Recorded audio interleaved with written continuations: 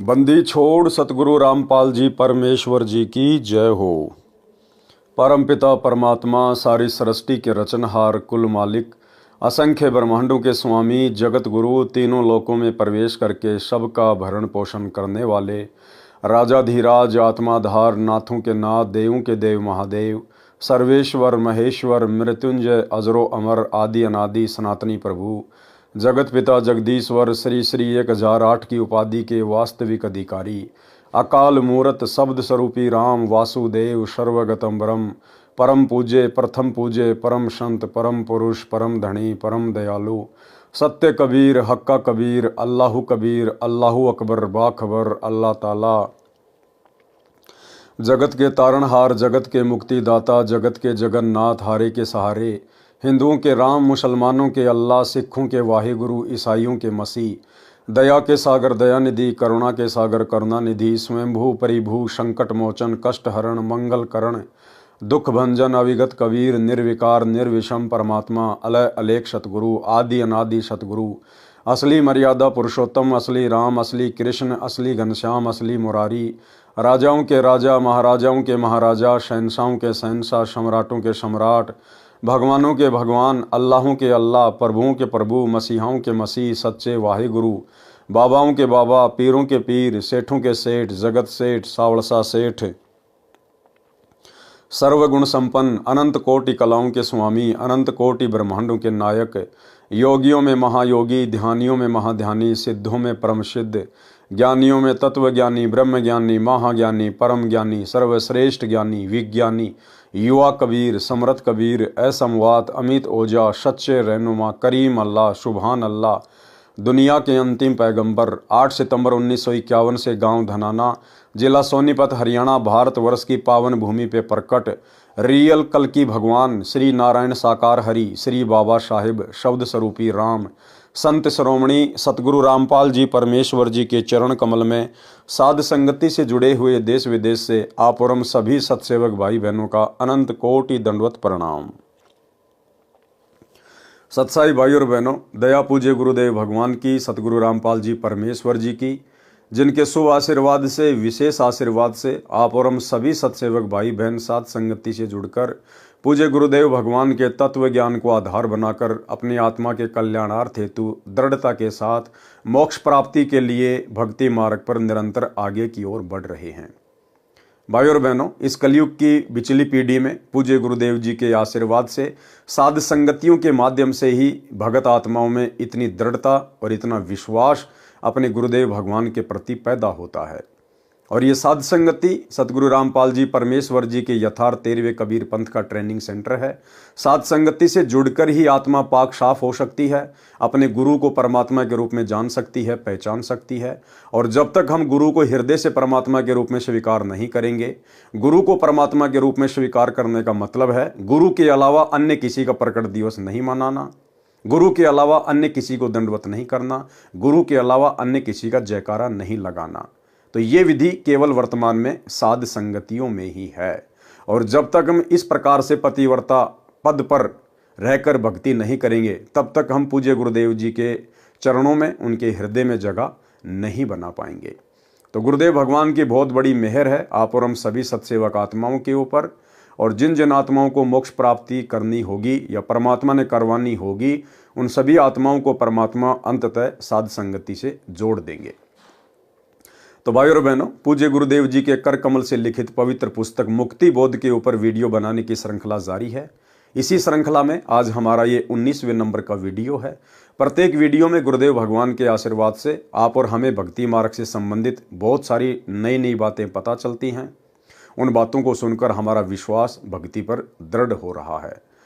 तो आपने पिछले एपिसोड में पिछले वीडियो में आपने देखा कि मीराबाई की कथा जो गुरुदेव भगवान ने अपने कर कमल से लिखी है, उसमें गुरुदेव भगवान ने मीराबाई के विषय में बताया कि कैसे मीराबाई परमात्मा प्राप्ति के लिए प्रयास कर रही थी, कितनी दृढ़ता के साथ वो संघर्ष कर रही थी, कैसे मीराबाई को कबीर परमेश्वर जी की शरण प्राप्त हुई। और मीराबाई ने अपने विश्वास को दृढ़ करने के लिए श्री कृष्ण जी को रिझाया, उनको खुश किया और कैसे श्री कृष्ण जी के रूप में स्वयं कबीर परमात्मा सतगुरु रामपाल जी भगवान प्रकट हुए और मीराबाई की प्रत्येक शंकाओं का समाधान किया, जिससे मीराबाई भक्ति मार्ग पर दृढ़ होकर लग गई। तो आज हम आगे से कथा की शुरुआत करते हैं। रात्रि में मीरा जी ने भगवान श्री कृष्ण जी का आह्वान किया। त्रिलोकीनाथ प्रकट हुए। कौन प्रकट हुए? त्रिलोकीनाथ। असली त्रिलोकीनाथ कबीर परमात्मा सतगुरु रामपाल जी भगवान है। 3 लोक। भाई और बहनों, जब 21 ब्रह्मांड के 3 लोकों की बात आती है तो गुरुदेव ने बताया कि 21 ब्रह्मांड के 3 लोक हैं, पाताल लोक, पृथ्वी लोक और ये स्वर्ग लोक।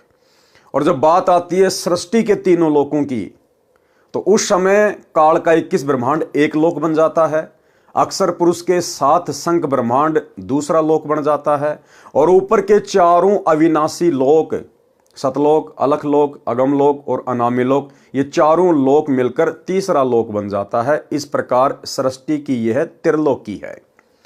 तो पूरी सृष्टि के जो त्रिलोकीनाथ हैं वे हैं कबीर भगवान सतगुरु रामपाल जी परमेश्वर। तो कौन प्रकट हुए? यहां गुरुदेव ने श्री कृष्ण जी का नाम नहीं लिखा, संकेत कर दिया त्रिलोकीनाथ प्रकट हुए। त्रिलोकीनाथ कबीर परमात्मा सतगुरु रामपाल जी भगवान मीरा को अपनी शरण में लेने के लिए, भक्ति पर लगाने के लिए श्री कृष्ण जी का रूप बनाकर प्रकट हुए। मीरा ने अपनी शंका समाधान के लिए निवेदन किया कि हे प्रभु, क्या आपसे ऊपर भी कोई परमात्मा है? एक संत ने सत्संग में बताया है, श्री कृष्ण जी ने कहा कि मीरा, परमात्मा तो है परंतु वह किसी को दर्शन नहीं देता। अब श्री कृष्ण जी इतनी आसानी से भला कैसे बता देगा? अपने ग्राहक इतनी आसानी से भला दुकानदार कैसे किसी दूसरी दुकान पर जाने देगा? लेकिन यहां तो स्वयं कबीर परमात्मा ही ये भूमिका कर रहे थे। हमने बहुत समाधि व साधना करके देख ली है। मीराबाई जी ने सत्संग में परमात्मा कबीर जी से यह भी सुना था कि उस पूर्ण परमात्मा को मैं प्रत्यक्ष दिखाऊंगा, सत्य साधना करके उसके पास शतलोक में भेज दूंगा। मीराबाई ने श्री कृष्ण जी से फिर प्रश्न किया कि क्या आप जीव का जन्म मरण समाप्त कर सकते हो? श्री कृष्ण जी ने कहा कि असंभव, कि मेरा खुद का जन्म मरण है। गीता अध्याय 4 श्लोक 5, गीता अध्याय 4 श्लोक 9, गीता अध्याय 10 श्लोक 2। स्वयं गीता ज्ञान देने वाला प्रभु कह रहा है कि अर्जुन, तेरे और मेरे बहुत जन्म हो चुके हैं। ये राजा और ये सेना पहले भी थी और आगे भी होगी। और ये ना सोच कि आगे तेरे जन्म नहीं होंगे या मेरे जन्म नहीं होंगे। अर्थात गीता ज्ञान देने वाला भी जन्म और मरण में है। तो भला फिर मीरा का जन्म मरण श्री कृष्ण जी कैसे समाप्त कर देता? तो श्री कृष्ण रूप में कबीर परमेश्वर ने सत्य बता दिया। श्री कृष्ण जी ने कहा कि असंभव। कबीर जी ने कहा था कि मेरे पास ऐसा भक्ति मंत्र है जिससे जन्म मरण सदा के लिए समाप्त हो जाता है। वह परम धाम प्राप्त होता है, जिसके विषय में गीता अध्याय 15 श्लोक 4 में कहा है कि तत्व ज्ञान तथा तत्वदर्शी संत की प्राप्ति के पश्चात परमात्मा के उस परम पद की खोज करनी चाहिए, जहां जाने के पश्चात भगत फिर लौटकर संसार में कभी नहीं आते। उसी एक परमात्मा की भक्ति करो। कौन कह रहा है? गीता का ज्ञान देने वाला। अगर दुनिया गीता ज्ञान देने वाला श्री कृष्ण जी को मानती है या काल को मानती है, तो भैया वो दोनों कह रहे हैं कि भाई हमारे बस की बात नहीं है जन्म मरण का रोग समाप्त करना, 84 लाख योनियों के कष्ट से जीव को बाहर निकालना।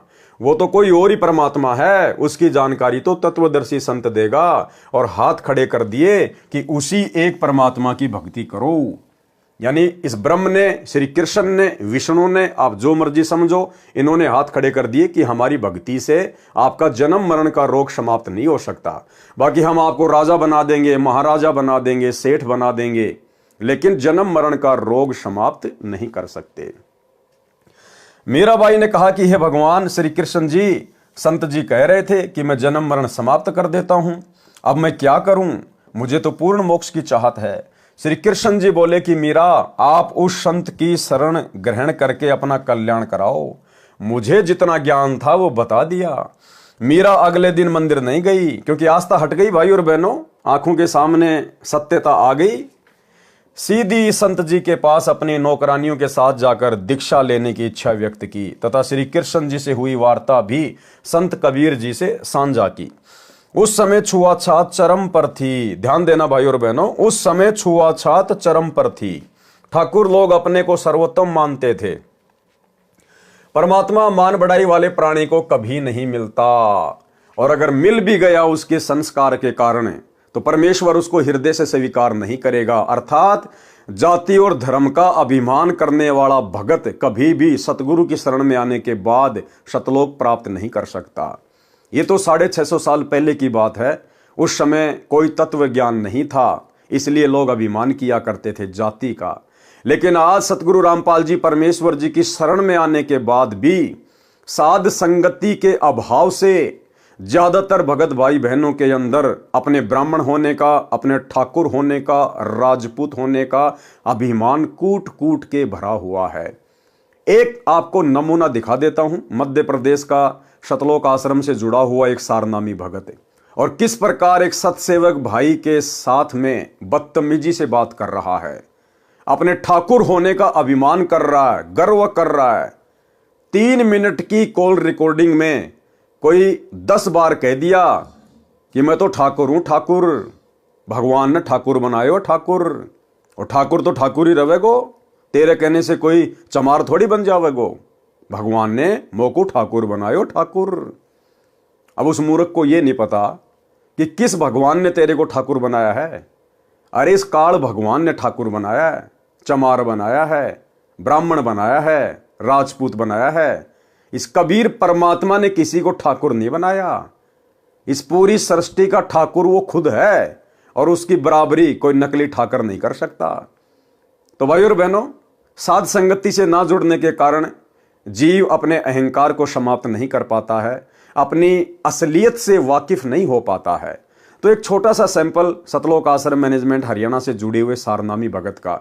सोचिए, जब सारनामी भगत भाई बहनों का ये हाल है तो बाकी लोगों की हालत क्या होगी, सुनिए। हेलो। हाँ भगत जी, सच है। क्या विचार है भैया प्रेमदास, तेरा विचार क्या है?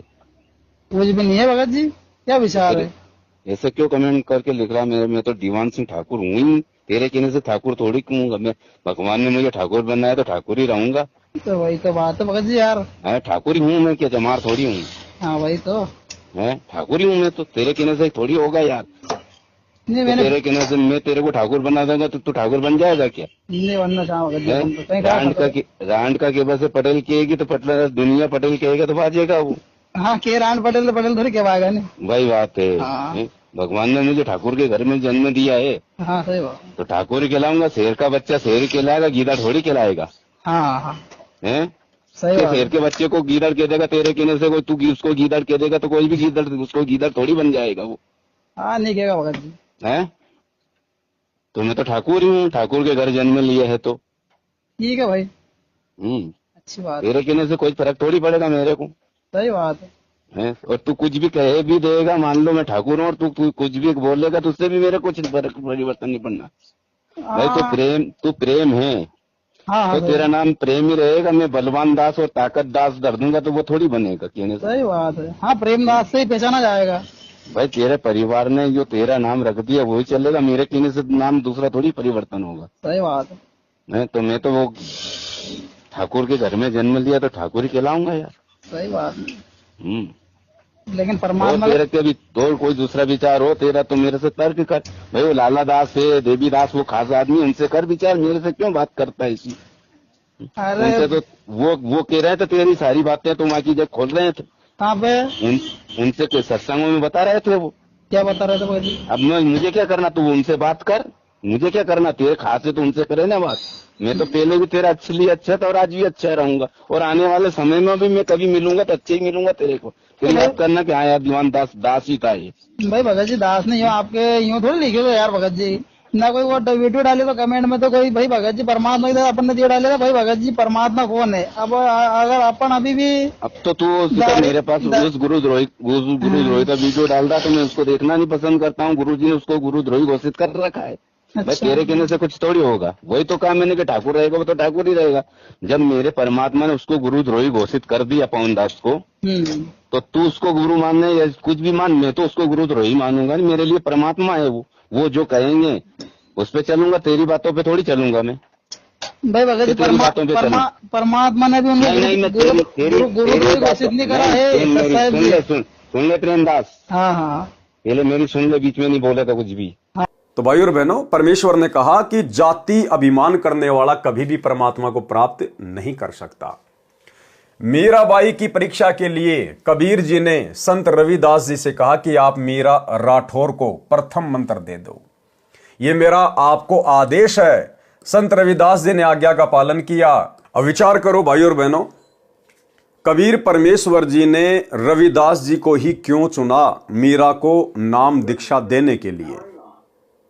अगर कोई ये समझे कि परमात्मा ये चेक करना चाहते थे कि मीरा के अंदर जाति अभिमान है या नहीं है, क्योंकि जाति अभिमान भक्ति में नहीं चलता है, तो परमात्मा कबीर जी ने रविदास जी के पास मीरा को भेज दिया, क्योंकि रविदास जी वेल नोन थे और सबको पता था कि ये चमार जाति से हैं।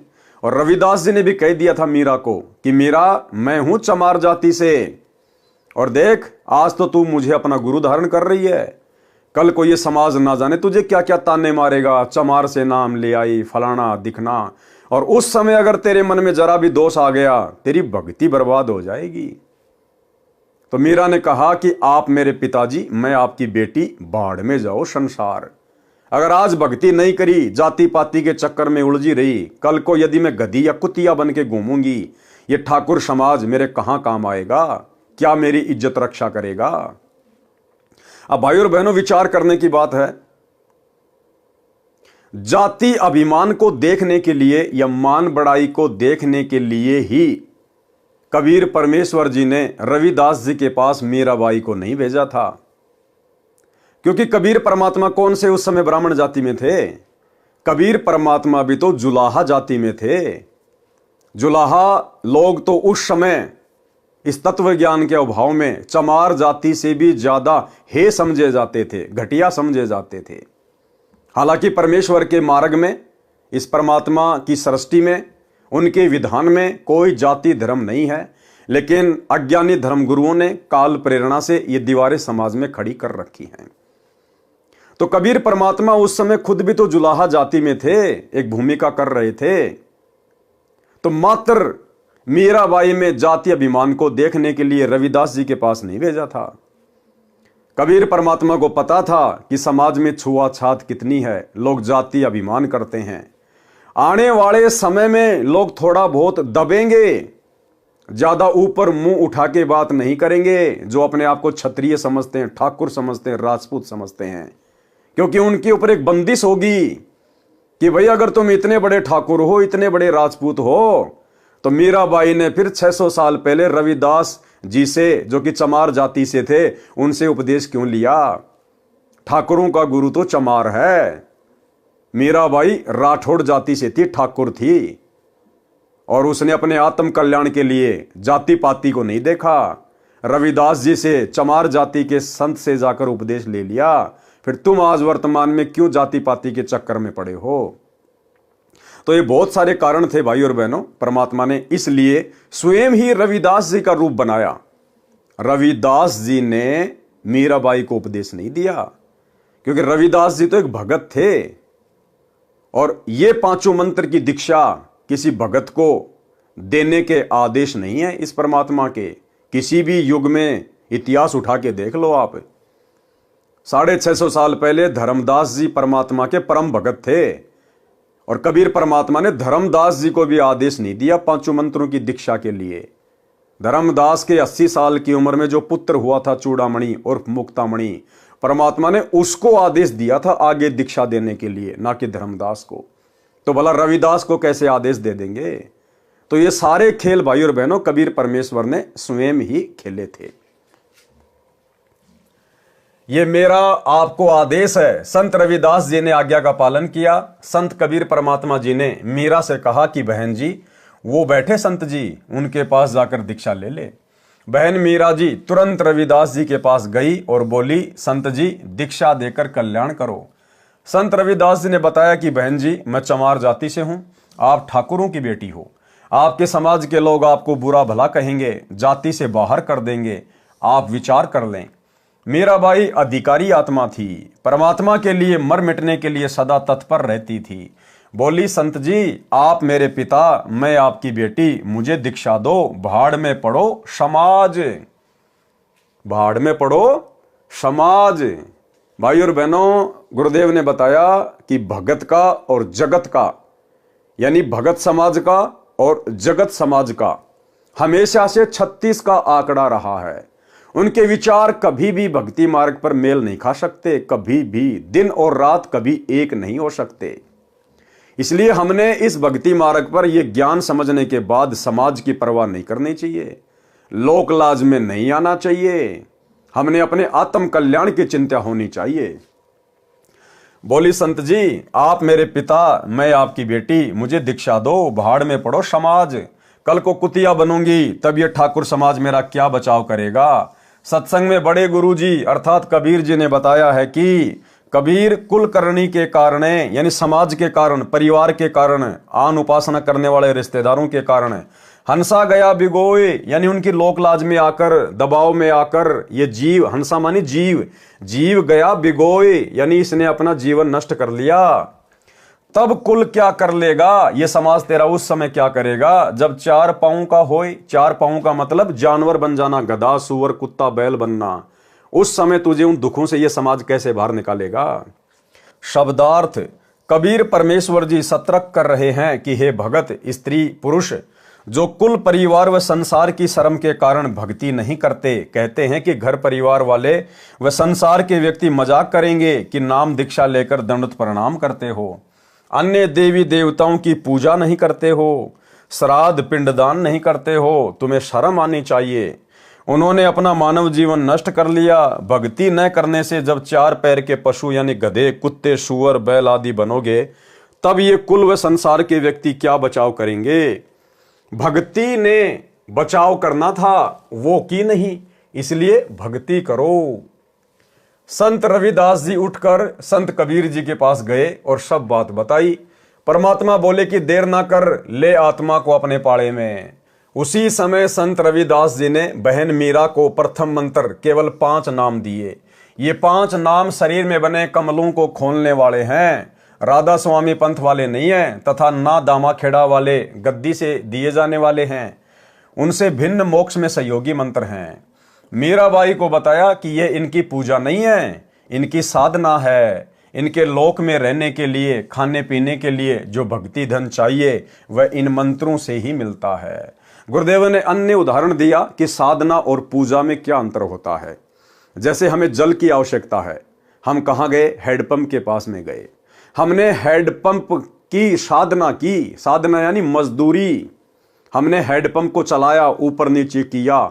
हम हैंडपंप को ऊपर नीचे चलाकर उसकी पूजा नहीं कर रहे, हम केवल मजदूरी कर रहे हैं, साधना कर रहे हैं। क्यों?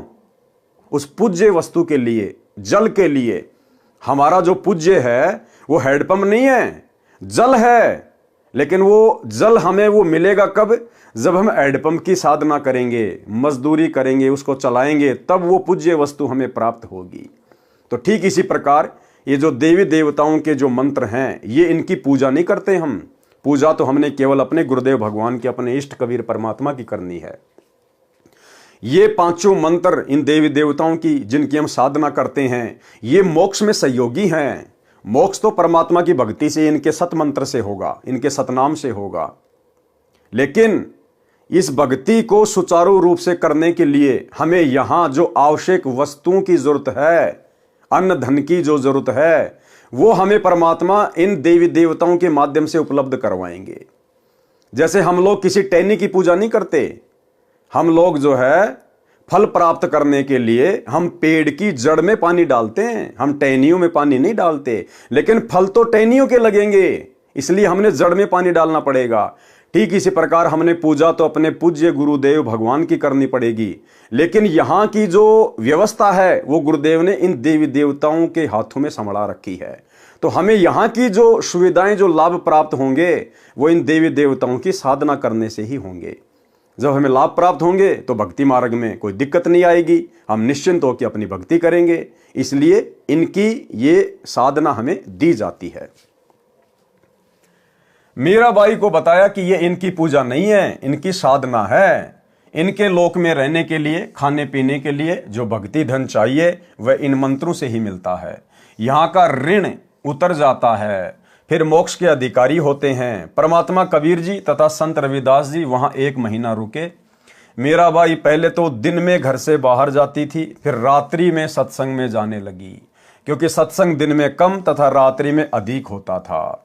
क्योंकि दिन में समय निकाल लेता कोई रात्रि में। मीरा के देवर राणा जी मीरा को रात्रि में घर से बाहर जाता देखकर जल भुन गए, परंतु मीरा को रोकना तूफान को रोकने का समान था। क्या कह रहे हैं गुरुदेव?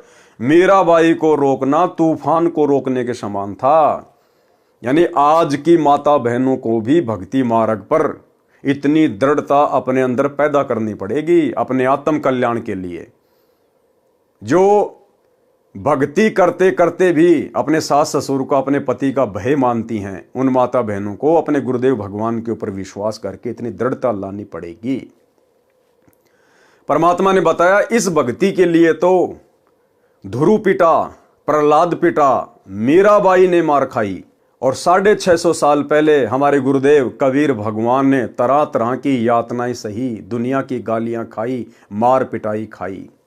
फिर भला हमें अपने आत्म कल्याण के लिए 2-4 गालियां, 2-4 थप्पड़ मुक्के खाने में किस बात की परहेज? एक छोटा सा सत्संग गुरुदेव भगवान का, ये सत्संग हमें यही शिक्षा देगा। यदि हम दृढ़ता के साथ गुरुदेव भगवान के चरणों को पकड़ के बैठे रहे, यदि हम भक्ति को त्यागने का मन में विचार भी नहीं करेंगे, तो ये परमात्मा हमारी रक्षा करेगा, परमात्मा हमें संघर्ष में सफलता दिलवाएगा। तो एक छोटा सा सत्संग जो आप और हमें प्रेरणा देगा कि किस प्रकार से हमने भक्ति मार्ग पर सफलता के लिए दृढ़ता के साथ में संघर्ष करना चाहिए। सुनिए। ऐसे और भी बहुत से भक्त बताते हैं, ऐसे ऐसे व्याधि चलन लग गया। जब 100 का नोट पाया, एक माई कह रही थी जी मैं पति तो नाम नहीं ले रहा, बाधा भी करता था। समागम आ गया, करौथे आश्रम में जब हम सत्संग करते थे, तो मैंने अपने पति से कहा कि मैं सत्संग में जाऊंगी, मैंने 100 रुपये दे दे। ये 10 वर्ष पहले, 8-9 वर्ष पहले की बात है। वो कहने लगा मैं तेरे को चवन्नी नहीं दूं, और तू तीसरे दिन झोला ठावे और वहां चली जाती है। वो कहने लगी मैं कोई गलत जगह जाती हूँ। 60-65 साल की उम्र की बुढ़िया थी, और तेरे बेटे जान लग रहे वहां पर। बेटे तो अपनी कमाई करें, वो ले जाते हैं किराया। मैं किराया मान ले उनसे मांग भी लूं तो नखरे करता है, क्योंकि बेटे अलग हो रहे हैं, उनसे थोड़ा द्वेष रखता है, उनसे कैसे ले लेगी, वहां जाओ भी नहीं। तो उसने कहा कि मुझे 100 रुपये दे दे। ने बोला कति नहीं जान दूं, और जाके दिखाइए आज तू। तो नहीं, मैं पैसा किराया दूं नहीं, तू जागी कैसे? तो वो कहने लगा मेरे द्वारा पैसा को ना। फिर आखिर में ये बहाना मिला उसने कि मेरे द्वारा 100 रुपये को नहीं। वो क्या कहती है उसकी पत्नी कि मैं तो बैठकर रोने लगी, जहां पूजा स्थल है रोने लगी है। भगवान देख कौन बनी। हम एक दूसरे के ऐसे बांध रखे हैं कि हम इनसे अब अपने भगवान के दरबार में भी नहीं जा सकते। आखिर में कहने की मैंने ये सोच लिया कि मैं अभी चाहती हूँ किसी पड़ोसन पर मांग मूंग कर मैं जाऊंगी। इतना दृढ़ निश्चय मैंने कर ही लिया था, लड़ाई होगी, बोलेगी, मार पीट लेगा और 2 मुक्के खा लेगी भगवान के नाम पे। ध्रुव पिटा, प्रहलाद पिटे, मीराबाई पिटी। ऐसे ही निर्णय होता है, ऐसे ही परमात्मा निकटाता है। इतने में बूढ़ा साइकिल लेकर जा था, गांव से निकला, सड़क थी अच्छी, जो दिल्ली के, ये पंजाब खोड़ की बात है, और वहां वो गया होगा सड़क के ऊपर आधा किलोमीटर। एक 100 का नोट ऐसे हवा में उड़ा, अगले साइकिल के अगले पहियों की ताड़ियां में आके चिपक गया, और उसने रोका तुरंत साइकिल। 100 का नोट ताजा, उसकी तो घीघी बंद की, घबरा गया, उल्टा आया, आकर ने बोला ले भगवान, तेरे भगवान ने भेज दिया, तेरा 100 का नोट ले जा तू। और उसका जो है ना पसीने आ रहे, उसके बाद उसने मुझे मना नहीं किया। तो यहां परमात्मा कहते हैं पति भरता पग जमी पर जो जो धर है पाव, समर्थ झाड़ू देत है ना काटा लग जावे। पति भरता भूखी रहे, यानी पतिव्रता को, यानी सच्ची उस अनन्य मन से पूजा कर रही भक्त आत्मा को कोई अभाव होता है, किसी चीज की आवश्यकता होती है और वो वास्तव में उसकी आवश्यकता है, तो कहते हैं पतिव्रता भूखी रहे वहां समर्थ घर सोच, ऐसे पति की स्त्री के, ऐसे पति की स्त्री के काल कर्म हो मोक्ष मोच। कहते हैं जैसी भक्त आत्मा जब दुखी होती है तो भगवान के दरबार में भी चिंता बन जाती है, और ऐसे पति की स्त्री के काल कर्म हो मोक्ष, जो ऐसी दृढ़ता के साथ, समर्पण के साथ, पूरे विश्वास के साथ भगवान पर लगती है, उसके नाम पर, कहते हैं उन्हीं का मोक्ष होता है, उन्हीं के पाप कर्म नष्ट होते हैं। कहते हैं नुक्ते ऊपर रिझ जाएगा रे कोट कर्म जल जा तुम्हारे, ये नुक्ते होते हैं जो हम लोग लाज और किसी परमात्मा के नाम पर ना किसी पति से, ना पत्नी से, ना पुत्र से कोई दबाव नहीं मानते अपने आत्म कल्याण के लिए, तो परमात्मा प्रसन्न होता है। परमात्मा कहते हैं मात पिता सुत स्त्री, मात पिता सुत स्त्री, आलस बंधु कान, संत मिलन को जब चले ये अटकावे आण। मात पिता, बालक है, बेटा है, बेटी है, माँ बाप नहीं जानते सत्संग में, जो 15-16 साल के 20 साल तक हैं वो माता पिता के अधीन होते हैं, और जो बुजुर्ग हैं वो जब बच्चे बड़े हो जाते हैं तो बच्चे बेटियां के अधीन हो जाते हैं, बेटे के अधीन हो जाते हैं, या फिर आलस, या फिर लोक लाज। जैसे आप यहाँ सत्संग में आते हैं, कोई ना कोई जरूर टकरा देगा, कहाँ चले, बेरा है सत्संग में जान दोगे, थारा तो पाँव लिकट रहा है, तीसरे दिन वहां बैठे रहते हो, तो इस तरह के श्लोक सुना देते हो, और आप जो ज्ञान में कमजोर है इन बातों से दबाव मानने लग जाता है, और फिर वो आना भी कम कर देता है, उसको ज्ञान नहीं है। इसके लिए परमात्मा कहते हैं कि मात पिता सुत स्त्री और आलस बंधु कांड, बंधु कांड माने लोक लाज, अपने मित्रों के वो कहे हुए व्यंग्यात्मक बातों से झिझक जाना। कहते हैं सतगुरु मिलन को जब चला ये अटकावे आण, ये आके आंट लावेंगे, कि बेटा क्या माँ बाप या स्त्री ऐसी निकम्मी हो जाएगा दी बेबे, बस जी का झाड़ बन जाती इस भगत के, या फिर लोक लाज, या खुद आलस कर जा, फिर देखोगे, फिर अगले बार देखेंगे, सर्दी ज्यादा है, गर्मी घनी है। इनका अटकाया ना अटके जो सतगुरु दर्श को जाए, कहे कबीर सो संत है भाई आवागमन निसावे। कहते नुक्ते ऊपर रिझ जाएगा। ऐसे हम थोड़ी बहुत भगवान के लिए पापिटिया करेंगे, संघर्ष करेंगे तो हमारे निकट आएगा, और केवल बात बनाते हैं परमात्मा या कोई भी क्रिया पूरी नहीं हो सकती। जैसे अब यहाँ कौन आएंगे, वो आएंगे जो पूर्ण रूप से परिचित हो चुके हैं इस ज्ञान से।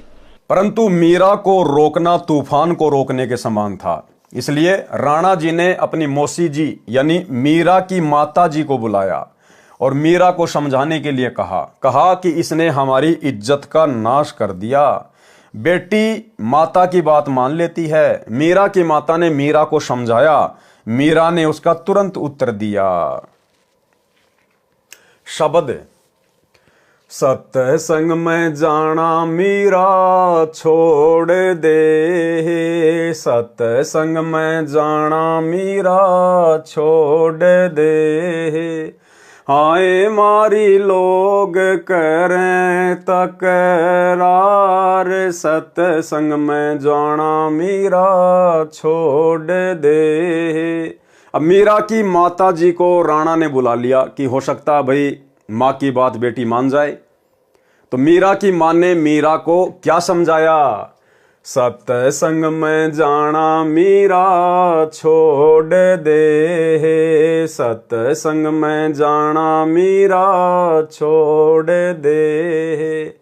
हाय मारी लोग करे तकरार, सत्संग में जाना मीरा छोड़ दे। मीरा की माँ ने कहा कि लोग तरह तरह की बातें कर रहे हैं, तेरी लड़की रात को जाती है, पता नहीं कहाँ जाती है, कैसे कैसे लोगों के बीच में ठाकुरों की लड़की होके बैठती है, समाज की नाक कटवा दी है। यानी मीरा को सत्संग में जाने से रोकने के लिए काल प्रेरणा से उसकी माँ ने बहुत तरह से समझाया। लेकिन भाई मीरा को तो परमात्मा चाहिए था, और जिन आत्माओं को सतगुरु चाहिए, जिनको अपना आत्म कल्याण करवाना होता है, गुरुदेव कहते हैं फिर वो समाज की चाल में नहीं फंसती, वो फिर किसी की नहीं सुनती। तो मीरा ने फिर क्या कहा, सत्संग में जाना मेरा ना छूटेरी, सत्संग में जाना मेरा ना छूटेरी। हाय चाहे जल के मरो सन सार, सत्संग में जाना मेरा ना छूटेरी। हाय चाहे जल के मरो सन सार, सत्संग में जाना मेरा ना छूटेरी। फिर मीरा की माँ ने किस प्रकार से मीरा को डराना चाहा, थारे सत्संग के राह में ये, थारे सत्संग के राह में ये। आए वापे रहते हैं काले नाग, कोए कोए नाग तन डस ले वैरी। आए वापे रहते हैं काले नाग, कोए कोए नाग तन डस ले वैरी। अब मीरा की माँ ने डराया कि ये डर जाएगी और सत्संग में जाना छोड़ देगी रात को, कि दूध जब सत्संग में जाती है ना तो रास्ते में बड़े बड़े जहरीले काले काले नाग सर्प रहते हैं, और कोई कोई सर्प तेरे को डस लेगा, मर जाएगी, पानी भी नहीं मांगेगी। तो मीरा ने अपने गुरुदेव भगवान के ऊपर विश्वास करके क्या जवाब दिया, जब गुरु मारे मेहर करेरी, जब गुरु मारे मेहर करेरी। आए वो तो सर्प गंडे वे बने जावे, सत्संग में जाना मेरा ना छूटेरी। आरी वो तो सर्प गंडे वे बने जावे, सत्संग में जाना मेरा ना छूटेरी। कि माता जी, यदि मेरे गुरुजी मेरे ऊपर प्रसन्न हैं, यदि मेरे गुरुजी मेरी मर्यादाओं से, मेरी भक्ति से, मेरे संघर्ष से अगर प्रसन्न हैं, तो मेरे गुरुजी के प्रताप से, उनके आशीर्वाद से वो जहरीले से जहरीला कोबरा सांप भी गंडेवा बन जाएगा, केचुआ। बारिश के टाइम पे छोटे छोटे आते हैं ना वो केचुए, जो किसी को काटते नहीं, किसी को खाते नहीं, उनमें जहर नहीं होता। तो मीरा ने कहा कि मेरे गुरुजी इतने समर्थ हैं, इतने शक्तिशाली हैं, वो जहरीले से जहरीला सर्प भी केचुआ बन जाएगा मेरे गुरुजी के आशीर्वाद से। अब भाई और बहनों, विचार करने की बात है, लिख कौन रहे शब्द को? सतगुरु रामपाल जी भगवान। अब आप विचार कीजिए, यदि हम मर्यादित भक्ति करेंगे, हम भगत, यदि हम भगत मर्यादित भक्ति करेंगे, गुरु के आशीर्वाद में चलेंगे, उनके वचन में चलेंगे, और यहां मीराबाई इतने विश्वास के साथ कह रही है, और किया परमात्मा ने उसके साथ, उसके जहर को परमात्मा ने अमृत में बदल दिया। तो मीरा ने कहा कि वो सांप भी केचुआ बन जाएगा मेरे गुरुजी के आशीर्वाद से। तो भाई और बहनों, विचार करो, ऐसा परम संत, ऐसी महान शक्ति क्या सतलोक आश्रम करोथा में और सतलोक आश्रम बरवाला में बॉडीगार्डों की फौज रखेगा? तो विचार करो, वो बॉडीगार्ड कौन थे? गुरुदेव भगवान की बॉडी की रक्षा के लिए, जिस भगवान की बॉडी नहीं है, जो भगवान पांचों तत्व के शरीर में नहीं है। हम रोज नित्य नियम में पढ़ते हैं, वाणी संख्या 23 या 24 में, गरीब ऐसा सतगुरु हम मिल्या तेज पुंज के अंग, और झिलमिल नूर जहूर है, नर रूप श्वेत रंग, गरीब ऐसा सतगुरु हम मिला, तेज पुंज की लोय, लोय मानी शरीर, जिनका शरीर तेज पुंज का है, मुझे ऐसे गुरुदेव भगवान मिले हैं। तन मन अर्पू शीस को होनी होय सो होय। और फिर हम पढ़ते हैं, गरीब ऐसा सतगुरु हम मिला, बेपरवाह अबंध, परम हंस पूर्ण पुरुष, रोम रोम रविचंद। तो ऐसा सतगुरुदेव भगवान जिनका नूरी शरीर है, 5 तत्व का शरीर नहीं, हाड़ मांस की जिनकी बॉडी नहीं, जो शब्द स्वरूपी है, क्या ये परमात्मा अपनी बॉडी की सुरक्षा के लिए बॉडीगार्ड रखेगा? और वो भी 10-10, 15-15 बड़ी बड़ी बंदूकें, स्टेन गन, एक बार में 12-12 गोलियां निकाले। तो गुरु को मानुष मानने के कारण, अपने जैसा हाड़मास का पुतला मानने के कारण, और जो लोग गुरुजी के साथ में रहा करते थे, जिनको हम परम भगत मानते हैं, बहुत बड़े बड़े सेवादार मानते हैं, उन लोगों ने गुरु को अपने जैसा हाड़मास का पुतला मानने के कारण उन लोगों ने गुरुजी की सुरक्षा के लिए, कि कहीं गुरुजी को कोई टपका ना दे, कहीं गुरुजी को कोई मार ना दे, उन लोगों ने अपनी छोटी और घटिया सोच आधार से गुरु को मानुष मानकर उन बंदूकों का इंतजाम किया था। बॉडीगार्ड बने फिर रहे थे। और बॉडीगार्ड बनने के बाद भाई और बहनों, फिर मान बढ़ाई और अहंकार तो प्रथम है। दास देखा करता था सतलोक आश्रम बरवाड़ा में, बंदूक यहां लगा के पिस्टल और नीचे का मुंह दिखा के चला करते थे कि भक्तों को दिखे कि मैं गुरुजी का बॉडीगार्ड हूं। ये मान बढ़ाई पैदा करती हैं ये चीजें। इस परमेश्वर को आवश्यकता नहीं है। अरे जो तीनों लोकों में प्रवेश करके सबकी सुरक्षा करता है, सबका धारण पोषण करता है, उसको सुरक्षा की आवश्यकता है क्या? इसको सिक्योरिटी की आवश्यकता है क्या? तो ये तो गुरु को मानुष मानने के कारण उन बड़े बड़े परम भक्तों ने अपनी छोटी सोच आधार से ये क्रियाक्रम सेट कर रखा था। अब आने वाले समय में जब इस परमेश्वर की समर्थता, इसकी महत्वता, इस परमेश्वर की शक्ति जब पूरे संसार में होगी, पूरे ब्रह्मांड में होगी, वो तो ऑलरेडी पहले से है ही, उसी की शक्ति से सब कुछ चल रहा है। लेकिन आप और हमारी बुद्धि विकसित नहीं है, इसलिए हम नहीं समझ पा रहे।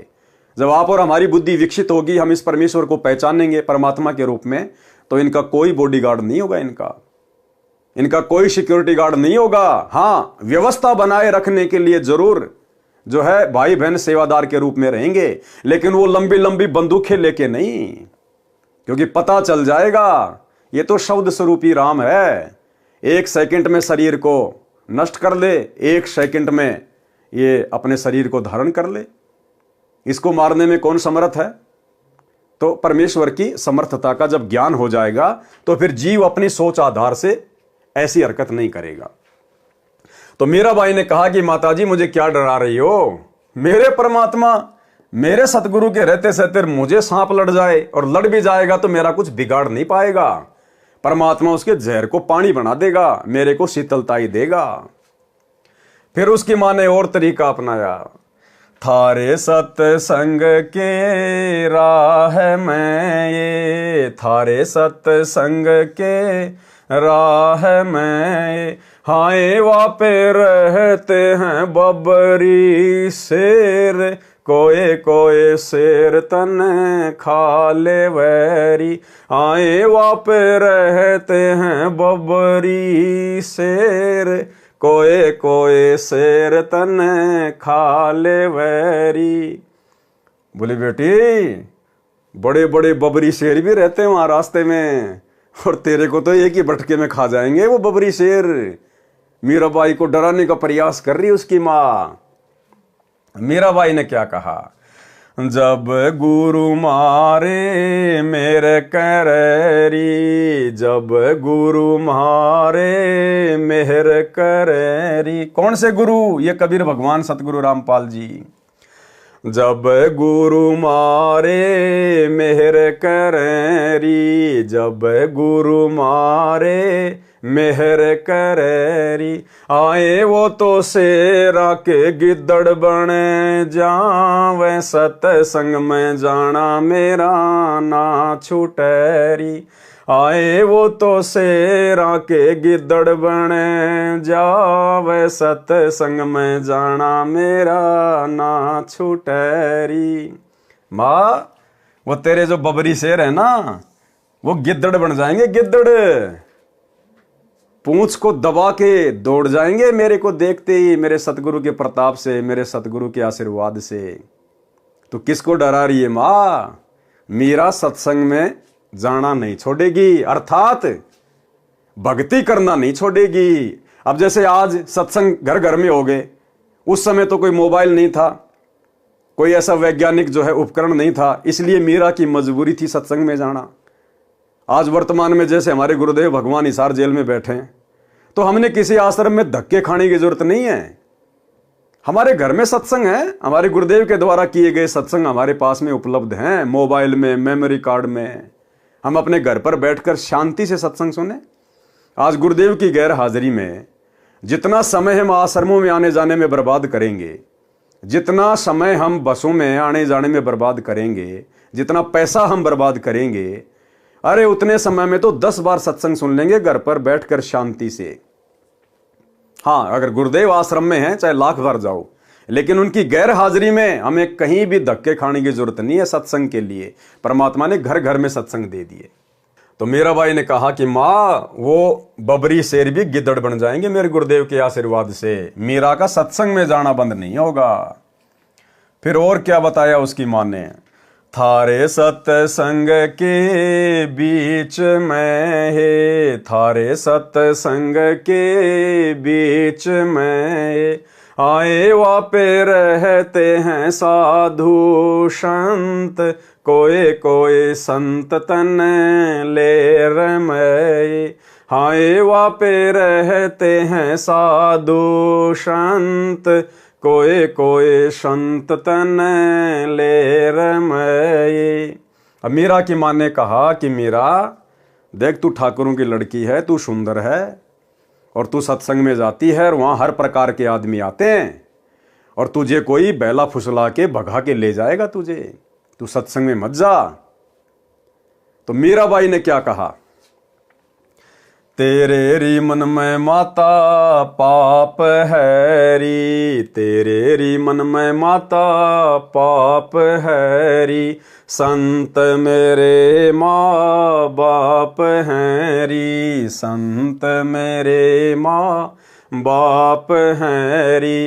हारी वो तो कर देंगे बेड़ा पार, सत्संग में जाना मेरा ना छूटरी। हाय वो तो कर देंगे बेड़ा पार, सत्संग में जाना मेरा ना छूटरी। यहाँ भाई और बहनों, जो ये संत शब्द है ना, संत मेरे माँ बाप है री, ये यहाँ पर संत रविदास जी के लिए मीरा ने कहा है, भक्तों के लिए नहीं। भगत हमारे माई बाप नहीं होते हैं। यहाँ पर संत रविदास जी यानी अपने गुरु जी के लिए मीरा ने शब्द यूज किए हैं। तो क्या कहा मीरा की मां ने कि थारे सत्संग के बीच में आए वहां पे रहते साधु संत, और कोई कोई संत तने ले रमे, कि तुझे भगा के ले जाएगा बैला फुसला के, और नाक कट जाएगी समाज में। तो भाई और बहनों, मीरा ने तो जवाब दे दिया, क्योंकि मीरा पाक साफ आत्मा थी, जिसके खुद के मन में दोष नहीं होता, सामने वाला भी उसको निर्दोष दिखाई देता है। लेकिन भाई और बहनों, वर्तमान में क्या हो रहा है?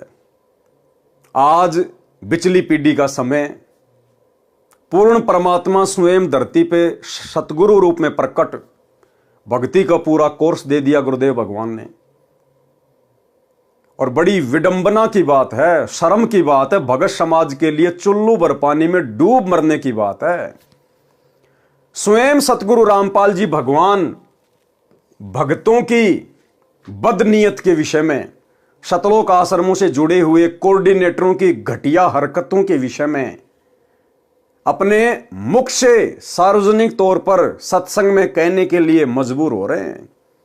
इतने घटिया कर्म इन शतलोक आश्रमों में कोऑर्डिनेटरों के द्वारा, सोचिए आम संगत का क्या हाल होगा। आम संगत को हैंडल करने वाले कोऑर्डिनेटरों का यह हाल है कि माता बहनों के साथ में अश्लील हरकतें करते हैं। और खुद सतगुरु रामपाल जी भगवान ही अंतर्यामी परमात्मा अपने सत्संग में सार्वजनिक तौर पर कह रहे हैं, हिसार जेल से आने वाली ऑडियो में, कि यहां तक शिकायतें आती हैं, ऐसे ऐसे घटिया हैं कोऑर्डिनेटर, कि बहन बेटियों के साथ भी अश्लील चैटिंग करते हैं। और गुरुदेव ने मजबूरन कहना पड़ा कि अच्छे इंसान तो जगत वाले भी ऐसा नहीं करते जैसा तुम भगत कर रहे हो। सबको लपेट लिया गुरुदेव ने, सबको, अपने परिवार को, कोऑर्डिनेटरों को, आम संगत को, कि अच्छे इंसान तो जगत वाले भी ऐसा नहीं करते जैसा तुम भगत कर रहे हो। यानी भक्तों को परमात्मा ने आम सांसारिक लोगों से भी नीचा गिरा हुआ बता दिया, इतना ज्ञान लेने के बाद भी। सुनिए छोटा सा सत्संग।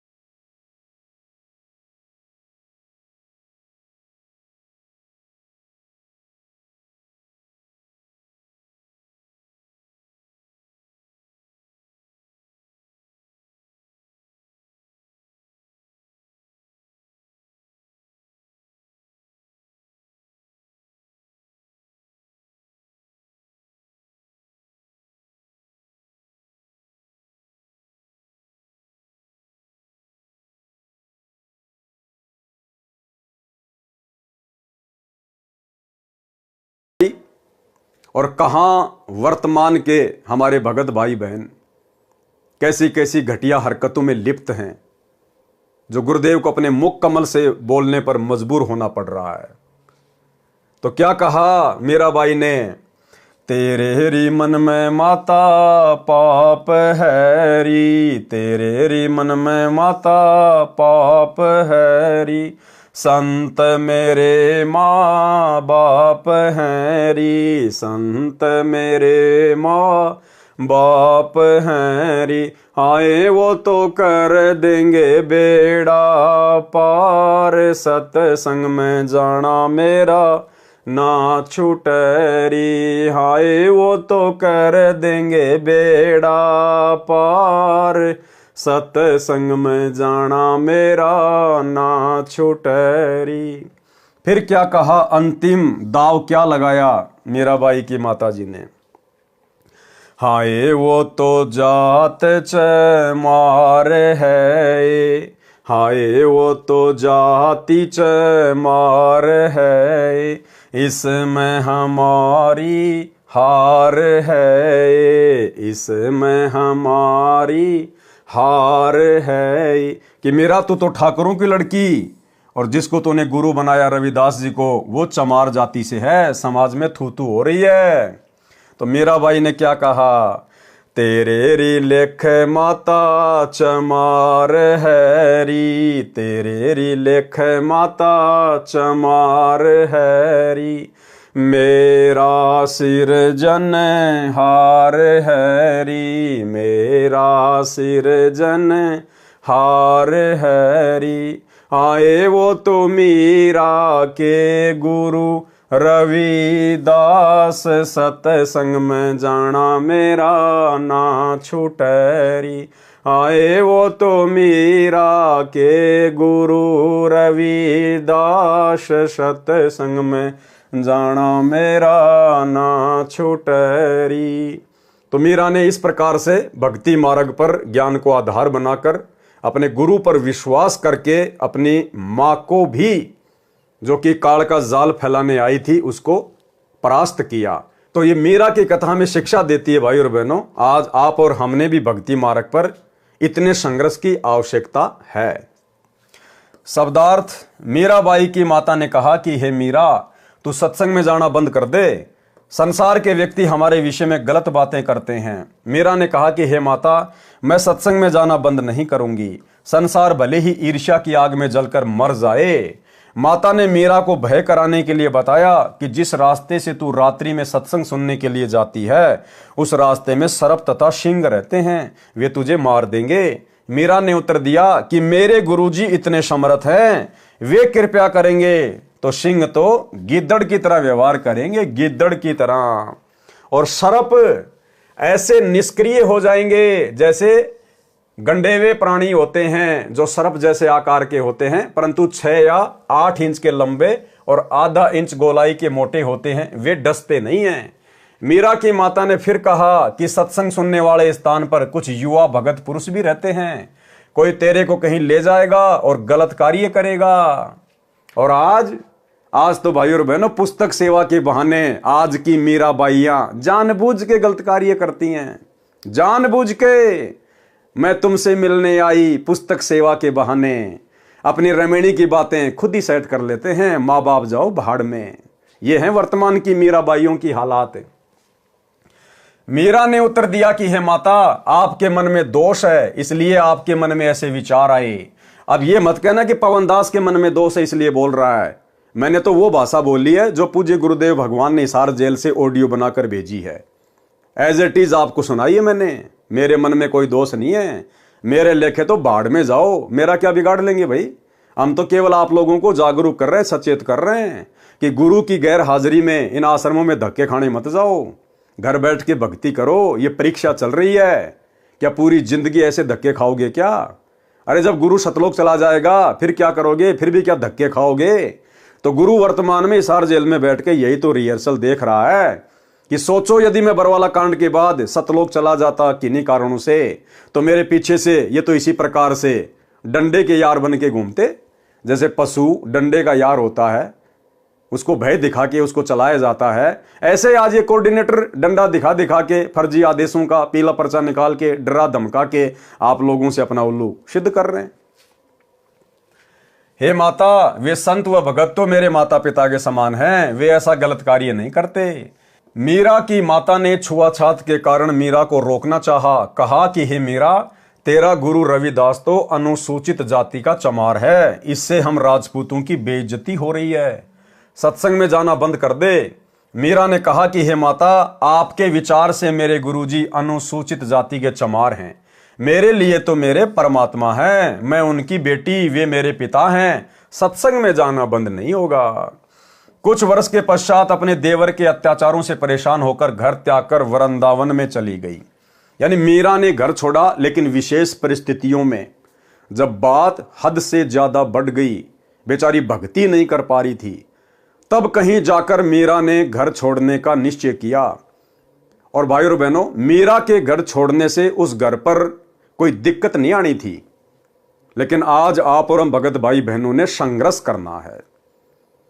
यदि परिस्थितियां बद से बदतर हो जाएं कि आपकी भक्ति हो ही नहीं रही, तो फिर सोच समझ कर आप जी ने अपना कदम उठाना है, अपना आगे का देख कर कि मैं आगे क्या करूंगा, कहां रहूंगा, क्या काम धंधा करूंगा, क्या खाऊंगा, क्या खाऊंगी, तब कहीं जाकर अपना कदम उठाना है।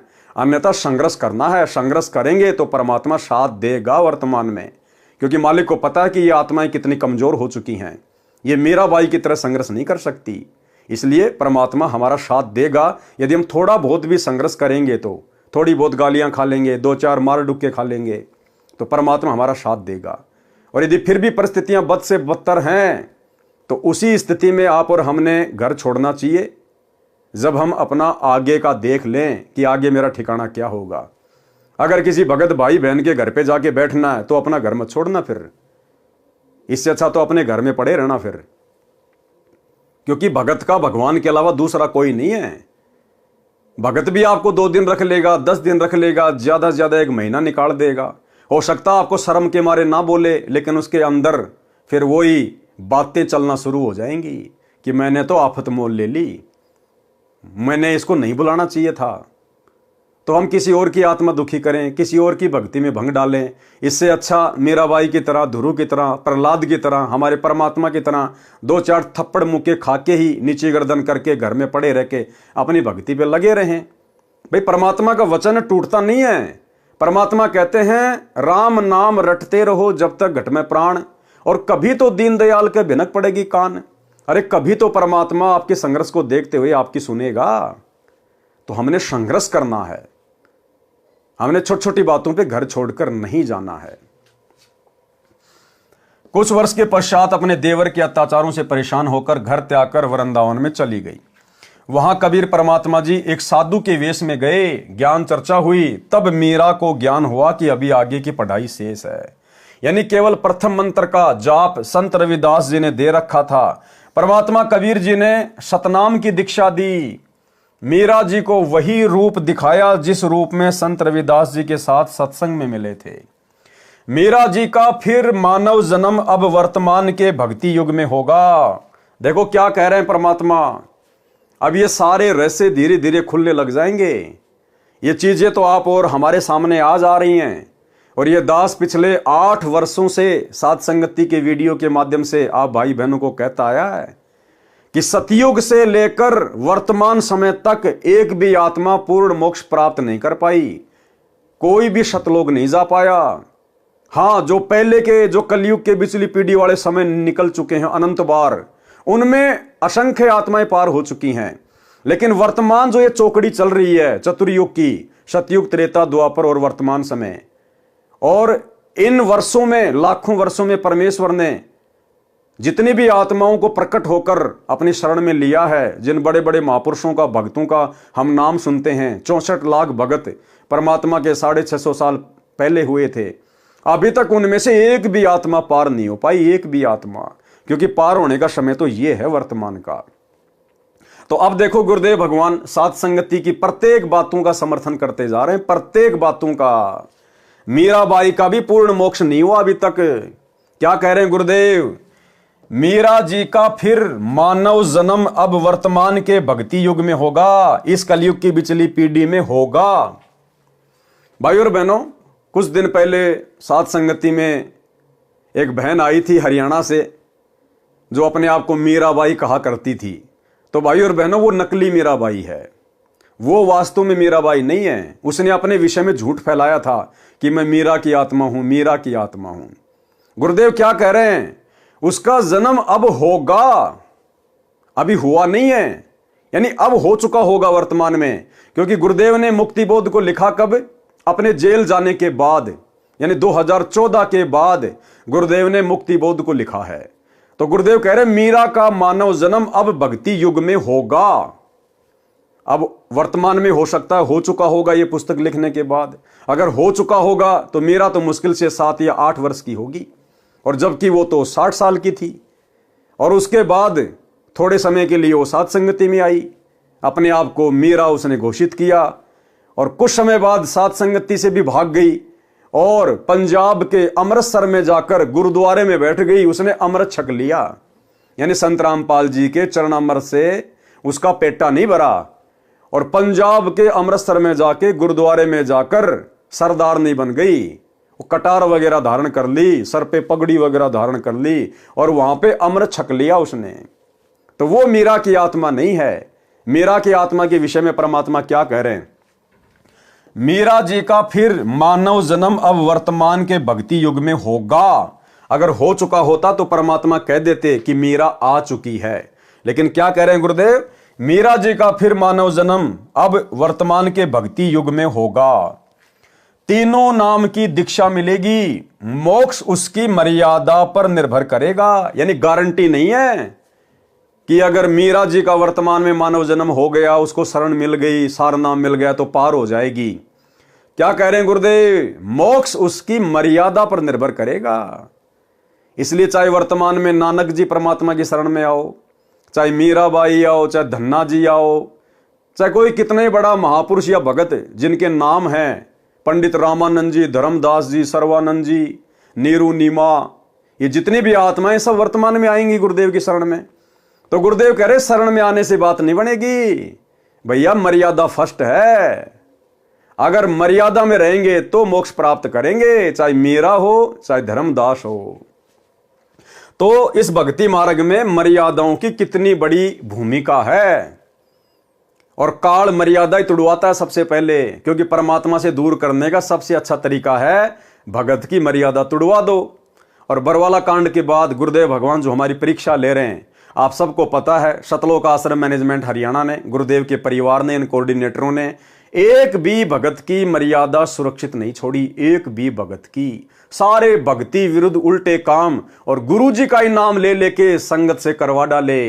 काल ने ये तो कहा था, जाओ जोग जीत संसारा, जीव न माने कहा तुम्हारा नाम ले वाद बधाऊं और याविद जीवों को बरमाऊं।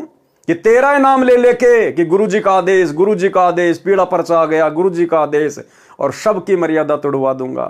और गुरु जी का नाम ले लेके 2019 में कांग्रेस को वोट डलवा दिए, सपोर्ट करवा दिया, 2024 में बीजेपी को वोट डलवा दिए, सपोर्ट करवा दिया, नरेंद्र मोदी की रैलियों में धक्के खिला दिए।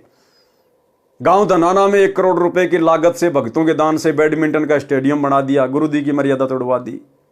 धनाना आश्रम में हॉस्पिटल का काम शुरू कर दिया 10 एकड़ में, जैसे आने वाले समय में सारे बीमार पड़ने वाले हैं। गुंडों की सीबीआई जांच के समर्थन में बैठा दिया, 5 लाख रुपए दे दिए राजपूत करणी सेना को। जाट आरक्षण में भक्तों को बैठा दिया, बिरानी आग में झोंक दिया, करोड़ों रुपए चंदे के रूप में दे दिए। गोहाना जाट धर्मशाला का 5वां फ्लोर बनवा रहे हैं जो 1 करोड़ रुपए में बनेगा। और दुनिया भर की नौटंकी पाखंड जिनकी कोई गिनती नहीं है। तो काल का यही तो सूक्ष्म दाव था जो सफल हो गया।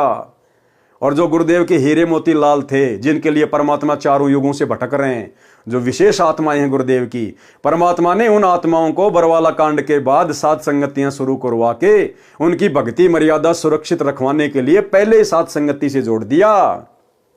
तो साध संगति में जितने भी भगत भाई बहन जुड़े हुए हैं, आज चाहे उनकी आर्थिक स्थिति कैसी भी क्यों ना है, उनका शरीर रूप रंग कैसा भी क्यों ना है, आप और हम परमेश्वर की उन महानतम आत्माओं में से हैं। ये कोई मान बढ़ाई के लिए नहीं कह रहे हम। हमें पता है हकीकत क्या है, सच्चाई क्या है, कैसे परमात्मा ने अपनी आत्माओं को काल के जाल से सुरक्षित रखा साध संगतियां शुरू करवा के। मीरा जी का फिर मानव जन्म अब वर्तमान के भक्ति युग में होगा। तीनों नाम की दीक्षा मिलेगी। मोक्ष उसकी मर्यादा पर निर्भर करेगा। भैया अगर मर्यादा में रहेगी तो मोक्ष होगा, नहीं तो फिर 84 में जाएगी। यदि आजीवन विश्वास के साथ मर्यादा में रहकर तीनों नामों का जाप करती रही तो मोक्ष निश्चित है। वृंदावन में भी मीरा की आस्था श्री कृष्ण में कुछ कुछ थी। क्या कह रहे हैं परमात्मा? जब मीरा घर बार छोड़ के वृंदावन चली गई थी तो मीरा की आस्था उस समय श्री कृष्ण जी में थी, थोड़ी थोड़ी। और भैया चाहे थोड़ी थोड़ी हो चाहे ज्यादा ज्यादा हो, परमात्मा कहते हैं 100 वर्ष सतगुरु की पूजा एक दिन आन उपासी, वो अपराधी आत्मा फिर पड़े काल की फांसी। तो मीरा की आस्था श्री कृष्ण जी में थोड़ी थोड़ी थी, इसलिए उसने वृंदावन में जाने का विचार किया था।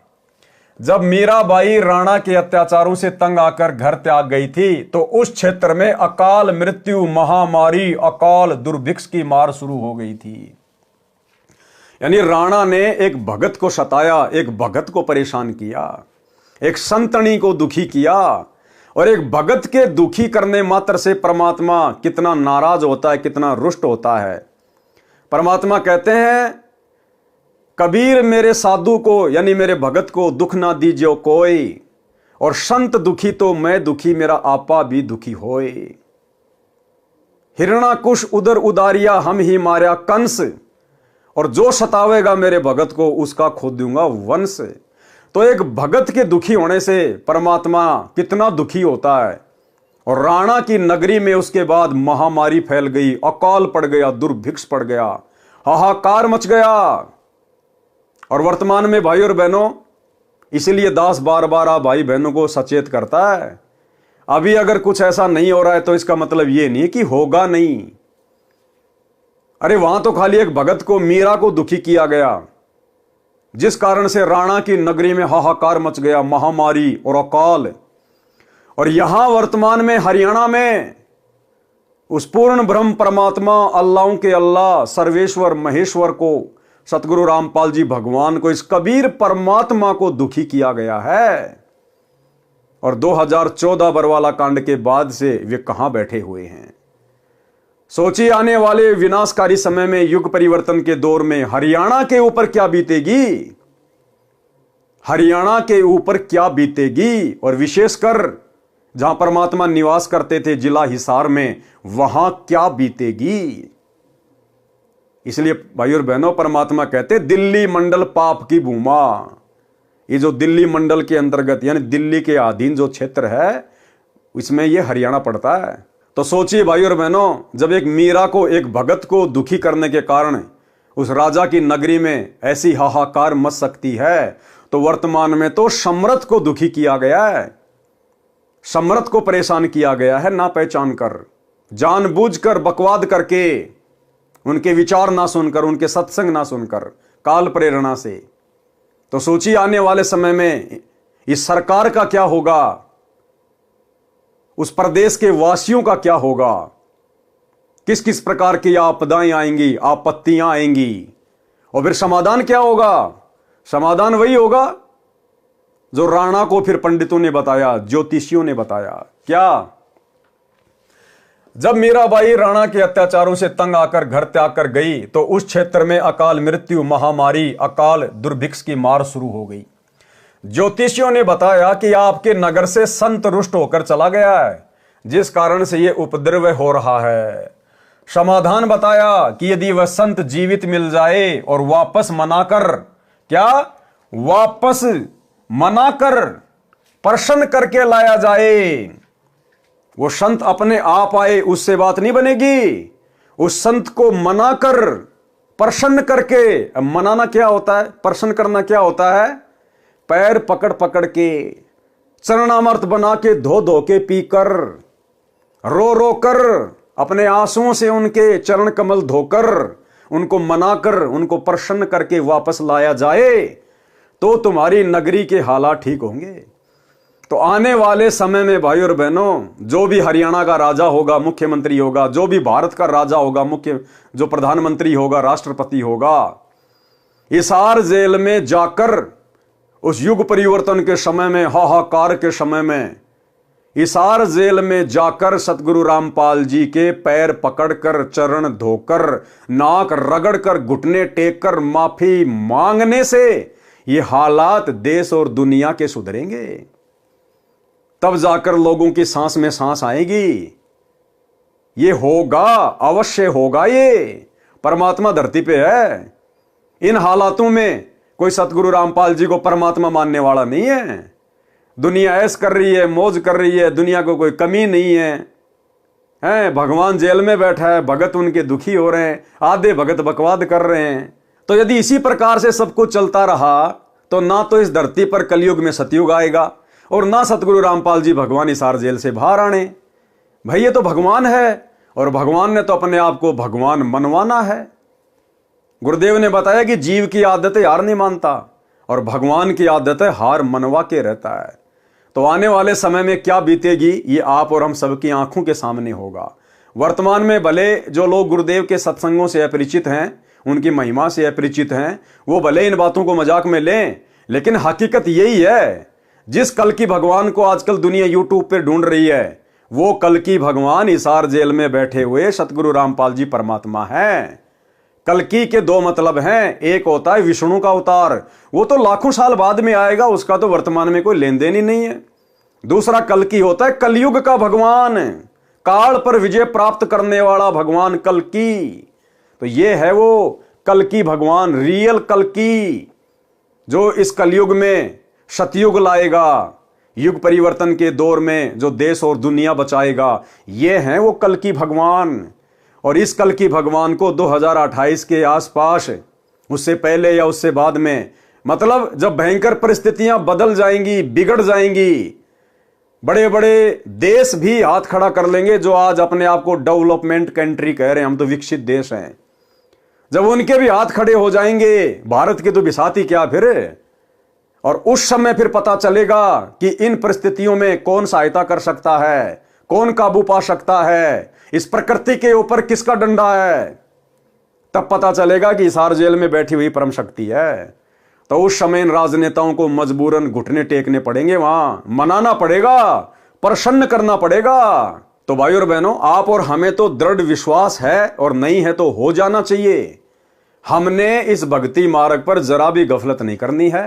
परिस्थितियां चाहे कैसी भी हों, कैसी भी बिगड़े, आप और हमारा तो बाढ़ भी बाका नहीं होगा अगर इसी प्रकार से गुरु मर्यादा में रहकर, अपने गुरु को इष्ट मानकर, घर को आश्रम बनाकर अगर इस भक्ति मार्ग पर लगे रहे तो। बाकी दुनिया का उस समय क्या होगा क्या नहीं होगा वो तो फिर हम अपनी आंखों से ही देखेंगे। ज्योतिषियों ने बताया कि आपके नगर से संत रुष्ट होकर चला गया है, जिस कारण से यह उपद्रव हो रहा है। समाधान बताया कि यदि वह संत जीवित मिल जाए और वापस मनाकर प्रसन्न करके लाया जाए तो वह आशीर्वाद देकर सब ठीक कर सकता है।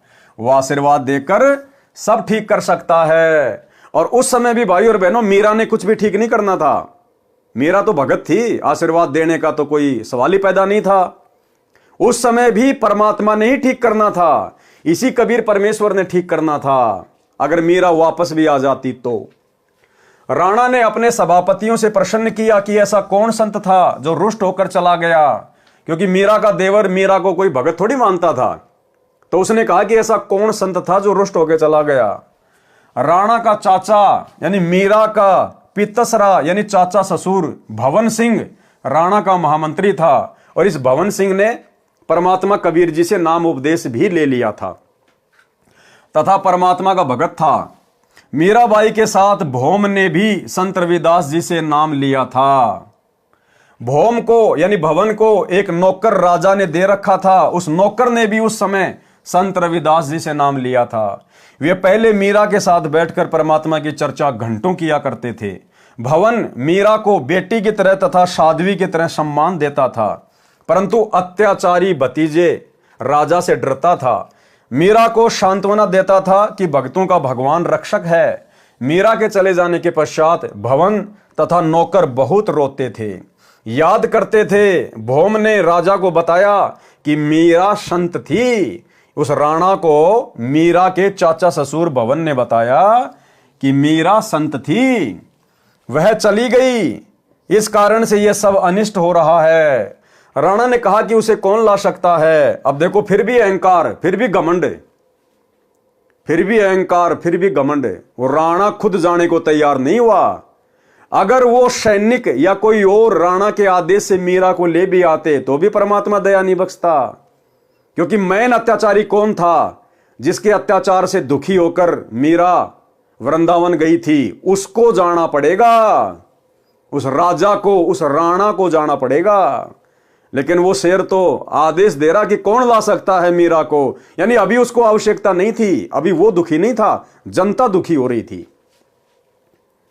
राणा ने कहा कि उसे कौन ला सकता है, मैं कभी उसे कष्ट नहीं दूंगा, प्रतिज्ञा करता हूं। 2 सिपाही जो मीरा की निगरानी के लिए छोड़ रखे थे, मीरा के साथ छाया की तरह साथ रहने का आदेश राणा ने दे रखा था। मीरा की प्रत्येक गतिविधि पर नजर रखने को कहा था। दोनों मीराबाई से ज्ञान चर्चा सुना करते थे, उसके कष्ट में रोया करते थे, कहते थे कि बहन विश्वास रखो, परमात्मा सब देख रहा है। मीरा के अचानक चले जाने से उसकी दशा भी खराब थी, घंटों रोते थे। उन दोनों ने खड़ा होकर सभा में कहा कि हम मीरा को लौटा ला सकते हैं यदि जिंदा मिल गई तो। राजा ने कहा कि यदि नहीं आई तो क्या करोगे? वे बोले कि हम भी लौट कर नहीं आएंगे। अब देखो कितना अभिमान था उसके अंदर। कह रहा यदि मीरा नहीं आई तो फिर तुम्हारे साथ में क्या होना चाहिए, यानी फिर तुम्हारे को सजा मिलेगी। अभी भी उसमें अहंकार। तो भाई और बहनों, आज वर्तमान में सतगुरु रामपाल जी भगवान उस युग परिवर्तन के दौर में जनता के हाथ पैर जोड़ने से नहीं आएंगे। जो मुख्य लोग हैं, जो देश की व्यवस्था को संभालते हैं, जो राजा लोग हैं, मंत्री प्रधानमंत्री हैं, वो जब जाएंगे रोएंगे, गिड़गिड़ाएंगे। और ये उस समय गिड़गिड़ाएंगे जब सारी सत्ता, सारी हेकड़ी जब इनके हाथ से निकल जाएगी, जब इन राजनेताओं की खुद की जान के ऊपर बात आएगी ना कि अब तुम्हारे प्राण नहीं बचेंगे, उस समय ये गिड़गिड़ाते हुए जाएंगे हिसार जेल में अपने बाप के चरणों में नाक रगड़ने के लिए, और उस समय फिर परमात्मा विचार करेगा कि क्या करना है और क्या नहीं करना है। उन दोनों ने खड़ा होकर सभा में कहा कि हम मीरा को लौटा ला सकते हैं यदि जिंदा मिल गई तो। राजा ने कहा कि यदि नहीं आई तो क्या करोगे? वे बोले कि हम भी लौटकर नहीं आएंगे। दोनों मीराबाई की खोज में निकले। पता चला कि बहुत सारे संत स्त्री पुरुष वृंदावन में रहते हैं। वहां मीराबाई मिल गई। लौट चलने की प्रार्थना की। बताया कि राजा के राज में उपद्रव हो रहे हैं। ब्राह्मणों ने बताया है कि मीरा वापस आएगी तो सब ठीक होगा। राणा ने कहा है कि आगे से मीरा को कोई कष्ट नहीं दूंगा, आप चलो। मीरा ने कहा कि भाई अब नहीं जाऊंगी। उन्होंने कहा कि यदि आप नहीं चलोगी तो हम प्रतिज्ञा करके आए हैं कि यदि मीरा जीवित मिल गई तो हमारी बात को मान लेगी। राणा ने कहा कि यदि नहीं आई तो क्या करोगे? हमने कहा है कि हम भी नहीं आएंगे। बहन जी, हमारे परिवार की ओर देखकर चलो। मीराबाई बोली कि यदि मैं संसार छोड़कर गई होती तो भी तो लौट जाते। सिपाहियों ने कहा कि फिर तो लौटना ही था। उसी समय मीरा ने एक तारा वाला यंत्र उठाया, परमात्मा की स्तुति करने लगी। आंखों से प्रेम के आंसू बहने लगे। उसी समय श्री कृष्ण जी की मूर्ति में समा गई। अब श्री कृष्ण जी की मूर्ति में समाने वाली भाई और बहनों उस समय मीरा नहीं थी। अरे मीरा तो एक भगत थी बेचारी। मीरा तो एक भगत थी, उसमें कोई रिद्धि सिद्धि थोड़ी थी, कोई जंत्र मंत्र थोड़े जानती थी वो। उस समय कबीर परमात्मा सतगुरु रामपाल जी भगवान मीरा के रूप में बैठे हुए थे। मालिक अंतर्यामी, उनको पता था कि सैनिक आ रहे हैं और परमात्मा ने उस समय वो लीला घटित करनी थी। यानी आज आप और हमें ये विश्वास दिलाना था कि मीरा की आस्था, मीरा की श्रद्धा परमात्मा से उपदेश लेने के बाद भी थोड़ी थोड़ी श्री कृष्ण जी में थी। अन्यथा अगर मीरा भी मान लो अगर रिद्धि सिद्धि वाली हो गई थी और यदि उसने अपनी मर्यादा तोड़ दी और जादू जंत्र करके अगर श्री कृष्ण जी की मूर्ति में समा गई तो इससे भी यही सिद्ध होता है कि मीरा कबीर परमात्मा के उपदेश को फॉलो नहीं कर पाई, उनके ज्ञान को अच्छे से नहीं समझ पाई। मीरा की आस्था श्री कृष्ण जी से हट नहीं पाई। अन्यथा श्री कृष्ण जी की मूर्ति में समाने का क्या मतलब था? अपने परमात्मा का वैसे ध्यान करती रहती, जमीन में समा जाती। श्री कृष्ण जी की मूर्ति में समाने का क्या मतलब था? यानी गुरुदेव भगवान आप और हमारी आंखें खोलने के लिए कि मीरा कितनी अच्छी आत्मा थी, कितना संघर्ष किया, परमात्मा उसके कितना साथ थे। लेकिन परमात्मा भी उस समय फेल हो जाता है जब ये जीव जरा सी भी आस्था अपने गुरु से हटाकर, अपने परमात्मा से हटाकर किसी अन्य देव में लगा लेता है। 100 वर्ष सतगुरु की पूजा एक दिन आन उपासी, वो अपराधी आत्मा फिर पड़े काल की फांसी।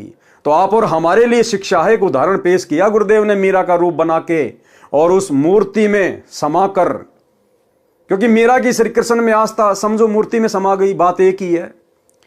तो आप और हमें शिक्षा देना चाह रहे हैं गुरुदेव भगवान की, वर्तमान में तुम मीरा जितनी भी गलती मत कर देना। जहां आशा तहां बाशा होई, मन कर्म वचन सुमरियो सोई। अगर ये भक्ति करते करते इस कलयुग की पिछली पीढ़ी में अगर तुम्हारी अपने गुरु के अलावा किसी अन्य में जरा सी भी आस्था रह गई, जैसे आज सतलोक आश्रमों से जुड़े हुए 90% भगत भाई बहनों की थोड़ी सी नहीं, आधी नहीं, पूरी की पूरी आस्था उस दाढ़ी मूंछ वाली कबीर जी की समझे जाने वाली नकली फोटो में है। यानी वही बात है भाई और बहनों, जहां से परमात्मा ने उठाया था संगत वहीं जाके खड़ी हो गई। पहले देवी देवताओं को छोड़ने को तैयार नहीं थी, अब उस दाढ़ी मूंछ वाले कबीर जी की मुर्दा फोटो को छोड़ने को तैयार नहीं है। अब क्या करे भगवान? परमात्मा समझा सकता है, रो सकता है, प्रमाण दे सकता है, सीना फाड़ के नहीं दिखाएगा कि मैं कबीर हूं तुम्हारा गुरु। तो ये तो हमने तत्व ज्ञान को आधार बनाकर ही समझना पड़ेगा। तो आप और हमारा सौभाग्य साथ संगति से जुड़े हुए भाई बहनों का, जो परमात्मा ने आस्था और श्रद्धा का नामो निशानी खत्म कर दिया किसी अन्य देव में, महादेव में, और वो दाढ़ी मूंछ वाली कबीर जी की फोटो को परमात्मा ने हम सभी सत्सेवकों में प्रेरणा करके टूक टूक करवा दिया, फड़वा दिया, सोशल मीडिया पर वीडियो बनवा दिए दूसरे लोगों को भी संदेश देने के लिए। तो ये साथ संगति गुरुदेव भगवान का विशेष मिशन है, 13वां यथार्थ कबीर पंथ है। उसी समय मीरा जी ने एक तार वाला यंत्र उठाया, परमात्मा की स्तुति करने लगी, आंखों से प्रेम के आंसू बहने लगे। उसी समय श्री कृष्ण जी की मूर्ति में समा गई। दोनों नौकरों ने लौटकर राणा को सभा में बताया। उस समय राजा अपने महामंत्री भवन के साथ शिकार खेलने जाने वाले थे। भौम तलवार तीर लेकर तैयार था। उसके घोड़े को भगत नौकर पकड़कर खड़ा था। यानी जो भगत था, वो जो नौकर था वो भगत बन गया था। वो भवन के घोड़े को पकड़ के खड़ा था। भवन मंत्री सभा में बैठा था। नौकरों से राजा ने प्रश्न किया कि मिली मीरा? नौकरों ने कहा कि मिली थी, मना कर दिया। भगवान की मूर्ति में समा गई। राजा अहंकारी था। उसने कहा कि बाहर जाकर चरित्रहीन हो गई होगी, मुसलमान खत्म कर लिया होगा, इसलिए धरती में गड़ गई। जब जानता वो संत थी, ऊपर आकाश में स्वर्ग में जाती। उस अहंकारी राजा ने और परमात्मा की प्यारी आत्मा के विषय में, मीरा के विषय में क्या कुशब्द कहे कि जब जानता वो भगत थी, जब ऊपर आकाश में जाती स्वर्ग में, जमीन में गड़ गई, कोई मुसलमान खत्म कर लिया होगा। यानी टोंट कसा, व्यंग कसा कि उस समय मानता कि वो संत थी, भगत थी, जब ऊपर उड़ के जाती। अब भाई और बहनों, परमात्मा फिर अपने भगत की बेइज्जती सहन नहीं कर सकता। उसी समय परमात्मा भवन के रूप में प्रकट हो गए। वहां पर मीराबाई के चाचा के रूप में, भवन के रूप में परमात्मा प्रकट हो गए। उस भवन को नहीं पता चला कि मैं कौन हूं और अब मेरे रूप में सारा खेल कौन खेलने वाला है। तब जानता वो संत थी, जब ऊपर आकाश में स्वर्ग में जाती। उस समय भवन भगत खड़ा हुआ और बोला, हे अपराधी। अब हमने पहले क्या पढ़ा? वो तो बहुत डरता था वो अपने भतीजे से। वो जो भवन था, महामंत्री था उसका, वो अपने भतीजे से डरता था। लेकिन उस समय क्या हुआ? तुरंत खड़ा हुआ बड़ी सभा में और क्या कहा अपने भतीजे को कि हे अपराधी। उस समय भाई और बहनों, वो सारी भूमिका, वो सारा रोल कबीर परमात्मा सतगुरु रामपाल जी भगवान ने अपने हाथ में ले लिया। जिस प्रकार आपने कबीर सागर के सरलार्थ में पढ़ा कि हनुमान जी द्रोणागिरी पहाड़ को उठाकर लंका ले गए। गुरुदेव ने क्या बताया? वो उठाता हुआ हनुमान दिखाई दे रहा था, लेकिन सूक्ष्म रूप में हनुमान जी के हाथों के नीचे हाथ किसने दिए? इसी कबीर परमात्मा सतगुरु रामपाल जी भगवान ने।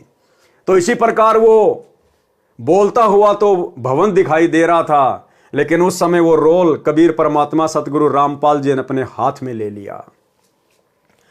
उसी समय भवन भगत खड़ा हुआ और बोला, हे अपराधी, उस देवी के लिए ऐसे कटे जले शब्द ना बोल। यदि वह ऊपर चली जाती तो भी तूने नहीं मानना था। तेरा पाप नहीं मानने देता। मैं जा रहा हूं स्वर्ग में, देख ले। भौम सबके सामने घोड़े पर सवार हो गया, तलवार भी हाथ में थी। घोड़ा ऊपर को उठने लगा तो नौकर रोने लगा कि मालिक, मैं कैसे अकेला इस अन्यायी के राज्य में रह सकूंगा, मुझे भी साथ ले चलो। यूं कहते कहते नौकर भगत ने घोड़े की पूंछ पकड़ ली, वह भी घोड़े से लटक कर ऊपर चल दिया। घोड़े, जूतों व गुलाम सहित भवन स्वर्ग गया। ये सारा खेल कबीर भगवान का, कबीर परमात्मा का। ये सारा खेल भाई और बहनों पूज्य गुरुदेव भगवान का। अब आगे आपको पता चलेगा कि भवन बेचारा कितना दिल का कमजोर था और कितना भय मानता था अपने भतीजे से। और भवन कैसे घोड़े पे चढ़कर स्वर्ग चला जाएगा? और क्यों जाएगा भाई भवन स्वर्ग में? वो स्वर्ग की भक्ति कर रहा था क्या? वो तो कबीर परमात्मा की भक्ति कर रहा था। हमारे को तो स्वर्ग में जाना ही नहीं। लेकिन परमात्मा ने यहां फिर यह साबित किया मीराबाई की तरह कि भवन की आस्था भी स्वर्ग में थी, उसकी आस्था भी श्री विष्णु जी में थी। भले नाम रविदास जी से ले रखा था, भले मंत्र ये वाले जाप करता था, लेकिन आस्था मूल ज्ञान के अभाव में, भक्ति के कंप्लीट कोर्स के अभाव में उन आत्माओं की आस्था अपने उन्हीं इष्ट देव में रही। कोई श्री कृष्ण जी को मानता, कोई शंकर को मानता, कोई माता जी को मानता। इसलिए परमात्मा ने आप और हमें शिक्षा देने के लिए ये उदाहरण पेश किया कि उनकी आस्था पूर्णतया परमात्मा में नहीं बनी थी और जिसको टारगेट मान के वो भक्ति कर रहे थे, परमात्मा ने वहीं उनको पहुंचा दिया स्वर्ग में।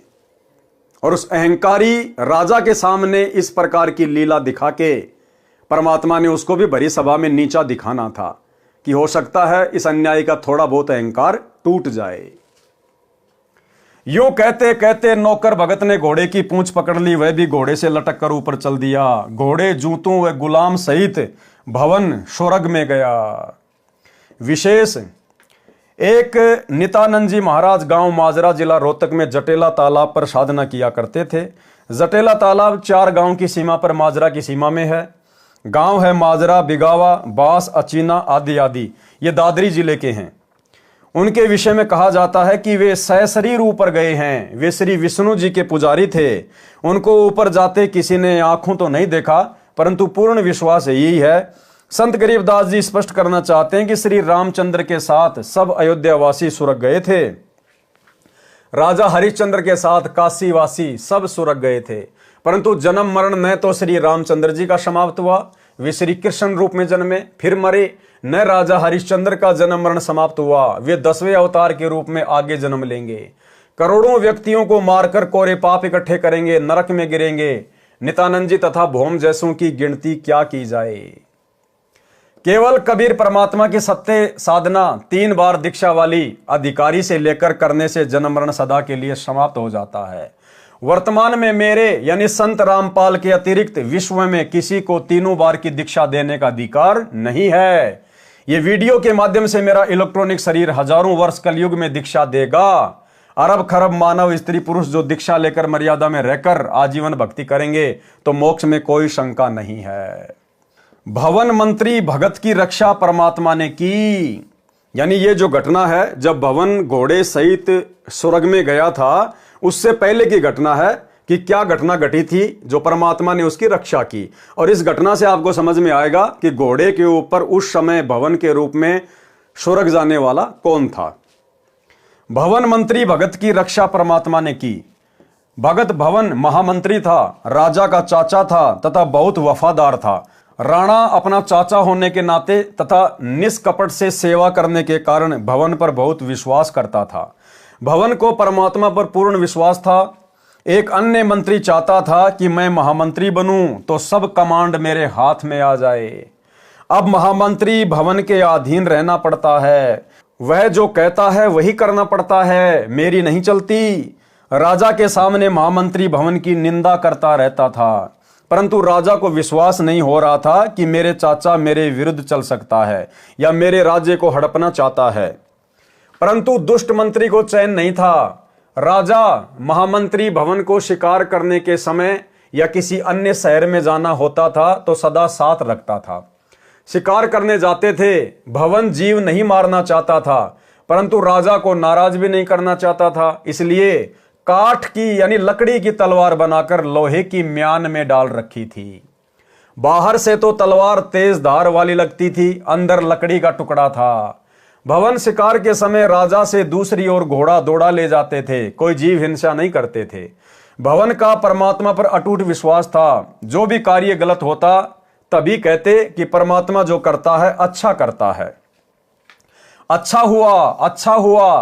किसी ने मंत्री को बताया कि भवन महामंत्री ने काठ की तलवार ले रखी है, कहता है कि जीव हिंसा नहीं करनी चाहिए। चापलूस मंत्री ने भवन के पीछे से उसकी तलवार देखी, वास्तव में लकड़ी की थी। 1-2 को और दिखाई, 3-4 ने आंखों देखी। चापलूस मंत्री ने सबसे कहा कि भवन अपने भतीजे को मरवाना चाहता है, स्वयं राज्य चाहता है। भाइयों, मेरे साथ राजा के पास चलो। मंत्री अपनी मंडली को लेकर राजा के यहां पेश हुआ। सबने एक सुर में कहा कि राजन, हम आंखों देख कर आए हैं, भवन आपका रक्षक नहीं है, आपको धोखा दे रहा है, काठ की तलवार ले रखी है, आप स्वयं मंगा कर देखें, हम पर विश्वास ना करें। देखो भाई और बहनों, जब भगत की नीयत सच्ची होती है ना, अब भुवन ने वो काठ की तलवार क्यों रखी? अपने भतीजे को मरवाने के लिए नहीं, उसका राज्य हड़पने के लिए नहीं। भगत की ठोकर पर रहता है राज्य। भगत राज्य का भूखा नहीं होता, थूकता भगत इंद्र के राज पे भी। भवन का मकसद था कि जब इसके साथ मैं शिकार पे जाता हूं तो मेरे हाथों से कोई जीव हत्या ना हो जाए, परमात्मा की मर्यादा ना टूट जाए। इसलिए वो काठ की तलवार रखता था कि अगर राजा के सामने अगर किसी जीव को मारना भी पड़ गया तो काठ की तलवार मारूंगा तो जीव मरेगा नहीं, बेहोश हो जाएगा, फिर उठ के भाग जाएगा। इस प्रकार से वो काठ की तलवार रखा करता था। लेकिन उस महामंत्री को मौका मिल गया, उसको किसी ने बता दिया, महामंत्री ने अपनी आंखों देख लिया, 2-4 को और दिखाई उसकी तलवार उसके पीछे से, और राजा के वहां जाकर चुगली खा ली कि ऐसे ऐसे आपका चाचा आपको मरवाना चाहता है, काठ की तलवार रखता है। तो राजा ने सबको बुला लिया, सबकी तलवार चेक करने के लिए, और भवन भी सभा में आ खड़ा हुआ, भवन को पता नहीं।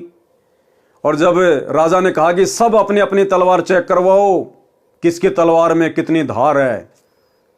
अब भवन क्या करे बेचारा, बीच से निकल के जा नहीं सकता। अब हक्का बक्का रह गया कि भाई आज तो तेरी मृत्यु निश्चित है, ये दुष्ट आज तेरी गर्दन काटेगा, आज ये तलवार चेक कर रहा है और तेरी तलवार तो लकड़ी की है।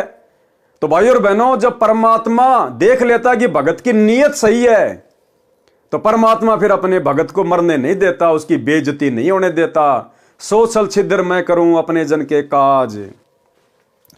राजा ने कहा कि यदि भवन की तलवार काठ की मिली तो सबके सामने उसकी गर्दन काट दूंगा। राजा ने सब मंत्री तथा महामंत्रियों को आदेश दिया कि दूसरे शहर में जाना है। सब अपने अपने अस्त्र शस्त्र लगाकर आधे घंटे में तैयार होकर ड्योढ़ी द्वार पर हाजिर हो। सब अपनी अपनी तलवार व अन्य शस्त्र लेकर ड्योढ़ी द्वार पर खड़े हो गए। राजा आए और बोले, सब मंत्री महामंत्री तथा अन्य अंगरक्षक अपनी अपनी तलवार लेकर एक लाइन में खड़े हो जाएं। ऐसे ही हो गया। राजा प्रत्येक के पास जाकर कहे कि अपनी तलवार की धार चेक कराओ, तुमने धार ठीक से बनवा रखी है कि नहीं। यानी डायरेक्ट तो अपने चाचा को कह नहीं सकता, तो उसने ये बहाना बनाया। सबकी तलवार लोहे की थी। जब भवन का नंबर आया तो भवन को लग रहा था कि चंद मिनटों का जीवन शेष है, परमात्मा को याद कर लूं। भवन ने देखा कि आज बात बिगड़ गई है, अब ये दुष्ट तेरी गर्दन काटेगा। तेरा तो थोड़े बहुत समय का जीवन है, जब तक नंबर तेरा नहीं आता तलवार चेक करने का। और आंखें बंद करके अपने भगवान को याद करने लग गया। अब सोचो भाई और बहनों, अरे जो भवन घोड़े सहित, नौकर सहित और अपनी रिद्धि सिद्धि शक्ति से स्वर्ग में जा सकता है उड़ के, क्या वो काठ की तलवार को लोहे की नहीं बना सकता था अपनी रिद्धि सिद्धि से? तो अब आपको समझ में आ जाना चाहिए भाई और बहनों कि उस समय भवन के रूप में वो लीला किसने की थी, घोड़े पर बैठकर स्वर्ग जाने की। राजा प्रत्येक के पास जाकर कहा कि तलवार की धार चेक कराओ, तुमने धार ठीक से बनवा रखी है या नहीं। सबकी तलवार लोहे की थी। जब भवन का नंबर आया तो भवन को लग रहा था कि चंद मिनटों का जीवन शेष है, परमात्मा को याद कर लूं। भवन परमात्मा का नाम जो गुरुजी से ले रखा था जाप करने लगा। आप और हमें एक और शिक्षा दे रहे हैं गुरुदेव भगवान, जब कभी कभार तुम्हारे सामने भी इस प्रकार की परिस्थिति पैदा हो जाए, तुम्हारे को कुछ भी समझ में ना आए, तो उस समय फिर अपनी तिगड़मबाजी को छोड़कर अपना दिमाग इधर उधर दौड़ाने के बजाय और जो सुमरण दे रखा है गुरुदेव भगवान ने, अपने परमात्मा में ध्यान लगा देना चाहिए। कोई विशेष संकट आता दिखाई दे, कोई परेशानी दिखाई दे, तो उस समय सुमरण ही हमारा हथियार होना चाहिए, सुमरण ही हमारा सहारा होना चाहिए। फिर परमात्मा आपत्ति को टाल देता है। भवन परमात्मा का नाम जो गुरुजी से ले रखा था जाप करने लगा। राजा ने कहा कि महामंत्री तलवार म्यान से निकाल। भवन को पता ही नहीं चला कि कब तलवार म्यान से बाहर निकली, वह तो अंतिम श्वास ले रहा था। अब भवन के तो होश उड़ गए, उसको तो पता ही नहीं, परमात्मा ने उसको निष्क्रिय कर दिया। जैसे रामचंद्र जी के पास गए परमात्मा रावण के साथ युद्ध वाले क्षेत्र में, तो रामचंद्र जी को पता नहीं परमात्मा ने कहां खड़ा कर दिया, गुप्त अदृश्य कर दिया। और रामचंद्र के रूप में फिर तीर किसने मारा? कबीर परमात्मा ने रावण की नाभि में, और नाम हो गया रामचंद्र का। तो ठीक इसी प्रकार जब भवन का नंबर आया तो भवन ने देखा भैया बस तेरा लास्ट समय आ गया, गुरुजी को याद कर ले। वो तो अपना सुमरण में ध्यान लगा लिया, परमात्मा ने उसकी बुद्धि ऑफ कर दी, उसको तो कुछ नहीं पता क्या हो रहा है क्या नहीं हो रहा है। और उस समय वो दुनिया को भवन दिखाई दे रहा था, लेकिन उसी समय सूक्ष्म रूप में परमात्मा आ गए और तलवार निकाली। भवन को नहीं पता कब तलवार निकल गई, कब चेक हो गई। और जैसे ही तलवार निकाली परमात्मा ने भवन का रूप बना के, वो तलवार स्टेनलेस स्टील की, जितने भी लोग थे सबसे ज्यादा चमकदार बिजली की तरह यूं चमक रही तलवार। सब लोग हक्का बक्का रह गए, अरे इसके पास में ऐसी गजब की तलवार कहां से आ गई, अभी तो हमने अपनी आंखों से देखा था लकड़ी की तलवार थी। तो ऐसे खेल खेलता भाई और बहनों परमात्मा अपने भगत के लिए। क्या कह रहे हैं परमात्मा? राजा ने कहा कि महामंत्री तलवार म्यान से बाहर निकाल। भवन को पता ही नहीं चला कि कब तलवार म्यान से बाहर निकल गई। वह तो अंतिम श्वास ले रहा था। ज्यों ही भवन ने पूरे वेग के साथ तलवार म्यान से बाहर निकाली तो तलवार लोहे की थी। उसकी चमक आंखों को ऐसे लग रही थी जैसे आकाशीय बिजली का चमका लगा हो। देखने वाले जो आंखों देख चुके थे कि भवन की तलवार लकड़ी की थी, उनको अपनी आंखों पर भरोसा नहीं हो रहा था। इस घटना के पश्चात भवन की आस्था परमात्मा में पूर्ण रूप से दृढ़ हो गई, परंतु दुष्ट मंत्री बाज नहीं आया। तो भाइयों और बहनों, ये सारी की सारी जो कथाएं हैं, जो कहानियां हैं, ये गुरुदेव भगवान आप और हमारे विश्वास को वर्तमान में इस कलयुग की पिछली पीढ़ी में अपने चरणों में दृढ़ करने के लिए लिख रहे हैं कि आप लोगों ने भी इतना विश्वास अपने गुरुदेव भगवान पर होना चाहिए। उसके बाद परमात्मा ना जाने आपके रूप में क्या क्या खेल खेल देगा, होनी को अनहोनी कर देगा। साहिब से सब होता है, बंदे से कुछ नहीं, वो राई से पर्वत कर दे, फिर पर्वत से राई। परमात्मा जो चाहे सो कर दे, भरम पड़ो मत कोई।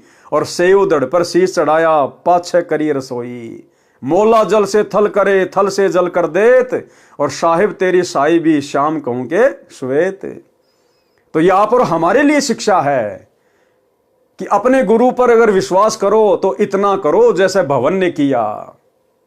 फिर देखना परमात्मा कैसे आपत्तियों के बादल शीतल हवा चला के टाल देता है। परंतु दुष्ट मंत्री बाज नहीं आया। लेकिन जो मंत्री था, जो महामंत्री बनना चाहता था भवन को हटवा कर, वो अपनी हरकतों से बाज नहीं आया। और फिर एक ऐसी घटना और घट गई। परमात्मा जो करता है अच्छा करता है। परमात्मा इस घटना के माध्यम से भी हमें यह संदेशा देना चाहते हैं कि भगत के जीवन में भक्ति करते करते समय चाहे कैसे ही ओछी मंदी घटना घटित क्यों ना हो जाए, वो भगत के लिए बहुत हितकारी है, लाभकारी है। क्योंकि भविष्य का सतगुरु को पता होता है, हमें पता नहीं होता। तो भगत ने कभी भी अपने आप को कमजोर नहीं पड़ने देना। चाहे कैसे भी टाइम पास हो रहा है, चाहे छोटी मोटी कोई आपत्ति भी क्यों ना आ जाए, भक्ति करते करते परमात्मा पहाड़ जैसी आपत्ति को हल्के में टाल रहा होता है। उनका ऑपरेशन बैकग्राउंड में चालू रहता है। परमात्मा जो करता है अच्छा करता है। एक दिन राजा व महामंत्री और मंत्री कहीं जाने की तैयारी में खड़े थे। राजा मंत्रियों से बातें भी कर रहा था तथा तलवार को निकालकर उसकी धार देखने लगा। बातों में व्यस्त होने के कारण राजा को ध्यान नहीं रहा। उसकी दाएं हाथ की उंगली कटकर दूर गिर गई। राजा को जोर की पीड़ा हुई। महामंत्री बोला, कौन महामंत्री? भवन। महामंत्री बोला कि अच्छा हुआ, जो होता है अच्छा ही होता है। परमात्मा जो करता है अच्छा ही करता है। उस दिन राजा को लगा कि वास्तव में महामंत्री के मन में दोष है, ये मेरा अहित चाहता है। चापलूस मंत्री को मौका मिल गया। राजा के लिए वैद्य बुला कर लाया। कहने लगा कि हे राजन, देख लिया आपने, सुन लिया अपने कानों से। राजा ने आदेश दिया कि महामंत्री को जेल में डाल दो। चापलूस मंत्री को महामंत्री बना दिया। 6 महीने में राजा की उंगली का जख्म भर गया। राजा के दाएं हाथ में केवल 3 अंगुलियां थी। नए महामंत्री को साथ लेकर राजा शिकार करने गया। जंगल में शिकार के पीछे घोड़ा दौड़ा रखा था। राजा तथा महामंत्री दोनों सेना से दूर गहरे जंगल में चले गए। आगे कुछ जंगली व्यक्ति मिले। उन्होंने दोनों को घेर लिया तथा पकड़कर रस्सों से बांधकर घर पर ले गए। जंगली व्यक्तियों ने देवी को नर बलि चढ़ाने का संकल्प कर रखा था। पुरोहित को बताया कि दोनों व्यक्ति पकड़कर लाए हैं। पुरोहित ने कहा कि अच्छी बात है, दोनों की बलि चढ़ा देंगे, देवी अधिक प्रसन्न होगी। परंतु जांच करो कि इनका कोई अंग भंग ना हो। जांच करने पर पाया कि एक व्यक्ति की एक अंगुली नहीं है, कटी हुई है। पुरोहित बोला कि जिसकी अंगुली कटी है उसे जाने दो, वह बलि के योग्य नहीं है, दूसरे को तैयार करो। देखते ही देखते चापलूस मंत्री का सिर काटकर पत्थर की मूर्ति पर चढ़ाकर फिर पकाकर खाने के लिए ले जाने लगे। राजा तेजी से भागा, सीधा कारागार में गया यानी जेल में गया, वहां महामंत्री बंद था, उसे कैद मुक्त किया तथा आप बीती बताई और कहा कि आप ठीक कह रहे थे कि जो होता है अच्छा ही होता है। यदि उस दिन मेरी उंगली न कटी होती तो आज मेरी मौत होती। राजा ने महामंत्री से प्रश्न किया कि मेरी उंगली कटी तो मेरी जान बची, मेरे लिए तो अच्छा हुआ, परंतु आपको 6 महीने की कैद का कष्ट भोगना पड़ा, आपके लिए क्या अच्छा हुआ? तो महामंत्री ने कहा कि 6 महीने की कैद से मेरी भी जान बच गई। यदि मैं कैद में ना होता तो आपके साथ जंगल में जाता, उस मंत्री की जगह मेरी बलि चढ़ती। राजा ने अपनी गलती की क्षमा याचना की, उसे अपना पुनः महामंत्री बनाया। यानी जो परमात्मा करता है भगत के साथ में वो अच्छा ही होता है। देखो, जगत वालों को तो जैसे उनके जो कर्म हैं उस हिसाब से उनके साथ घटनाएं घटित होंगी। सतगुरु के शरण में आने के बाद भगत के साथ यदि कोई घटना घटित होगी तो फिर परमात्मा उसकी परीक्षा के लिए, उसके विश्वास को बढ़ाने के लिए, या पहाड़ जैसी आफत को परमात्मा हल्के में टाल रहा होगा। तो हमने केवल विश्वास के साथ अपनी भक्ति पर लगे रहना होता है। आत्मज्ञान बिना नर भटके, यानी मीराबाई के साथ क्या घटना घटित हुई जब वो राणा की नगरी को छोड़कर वृंदावन को जा रही थी। आत्मज्ञान बिना नर भटके। आत्मज्ञान क्या होता है? मैं कौन हूं, क्यों जन्म रहा हूं, क्यों मेरी मृत्यु होती है, मरने के बाद कहां जाऊंगा, इस मनुष्य जीवन का क्या मकसद है, ये सारी बातें हैं आत्मज्ञान। जब बहन मीरा जी घर त्याग कर जा रही थी तो रास्ते में कुछ व्यक्ति एक गुफा के द्वार के सामने बैठे थे। मीराबाई ने उनसे वहां इकट्ठे होने का कारण जाना तो बताया कि इस गुफा के अंदर एक महात्मा रहता है, वह कभी कभी बाहर आता है, जिसको दर्शन हो जाते हैं उसका कल्याण हो जाता है, परंतु महिलाओं को दर्शन नहीं देते। मीराबाई ने कहा कि मैंने तो सुना है कि पुरुष तो एक परमात्मा ही है, अन्य तो शरीर बदलकर स्त्री पुरुष बनते रहते हैं। यदि कोई दूसरा पुरुष पृथ्वी पर है तो मैं उसके दर्शन करके ही जाऊंगी। महात्मा का विशेष सेवक था, केवल वह गुफा में जा सकता था। सेवक से महात्मा पता कर लेता था कि कोई स्त्री तो बाहर नहीं बैठी है। सेवक ने बताया कि एक साध्वी आई है, वह कहती है कि मैं तो दर्शन करके ही जाऊंगी। महात्मा बाहर आया। मीराबाई ने कहा कि महाराज, मैं जानना चाहती हूं कि इस 5 तत्व के बने मानव शरीर में स्त्री तथा पुरुष के तत्व में क्या अंतर है? केवल एक पुरुष है परमात्मा, आप अन्य पुरुष कैसे हो? आत्मा शरीर धारण करती है, नर मादा का अभिनय करती है। और जब मीरा ने उस महात्मा को सत उपदेश दिया, ज्ञान समझाया जैसा कि उसको परमात्मा से प्राप्त था, उसके बाद में उस महात्मा जी की आंखें खुली और उस महात्मा जी ने भी मीराबाई के साथ में जाके संत रविदास जी से नाम उपदेश लिया और अपना आत्म कल्याण करवाया। तो भाइयों और बहनों, मीराबाई की कथा से, गुरुदेव भगवान के आशीर्वाद से आप और हमें भक्ति मार्ग पर दृढ़ता के साथ में और संघर्ष करते हुए आगे बढ़ने की प्रेरणा मिलती है। और इसी प्रकार से हमने इस कलयुग की बिचली पीढ़ी में इन तमाम कथाओं से शिक्षा लेकर अपने आप को कमजोर नहीं पड़ने देना है, क्योंकि हमारे बैकग्राउंड में, हमारी पीठ पीछे समर्थ कादर भगवान, सतगुरु रामपाल जी भगवान लोहे की तरह खड़े हैं, लोहे की तरह। अगर मर्यादा में रहकर इस भक्ति मार्ग पर टिके रहे तो भाइयों और बहनों, आज के वीडियो में केवल इतना ही।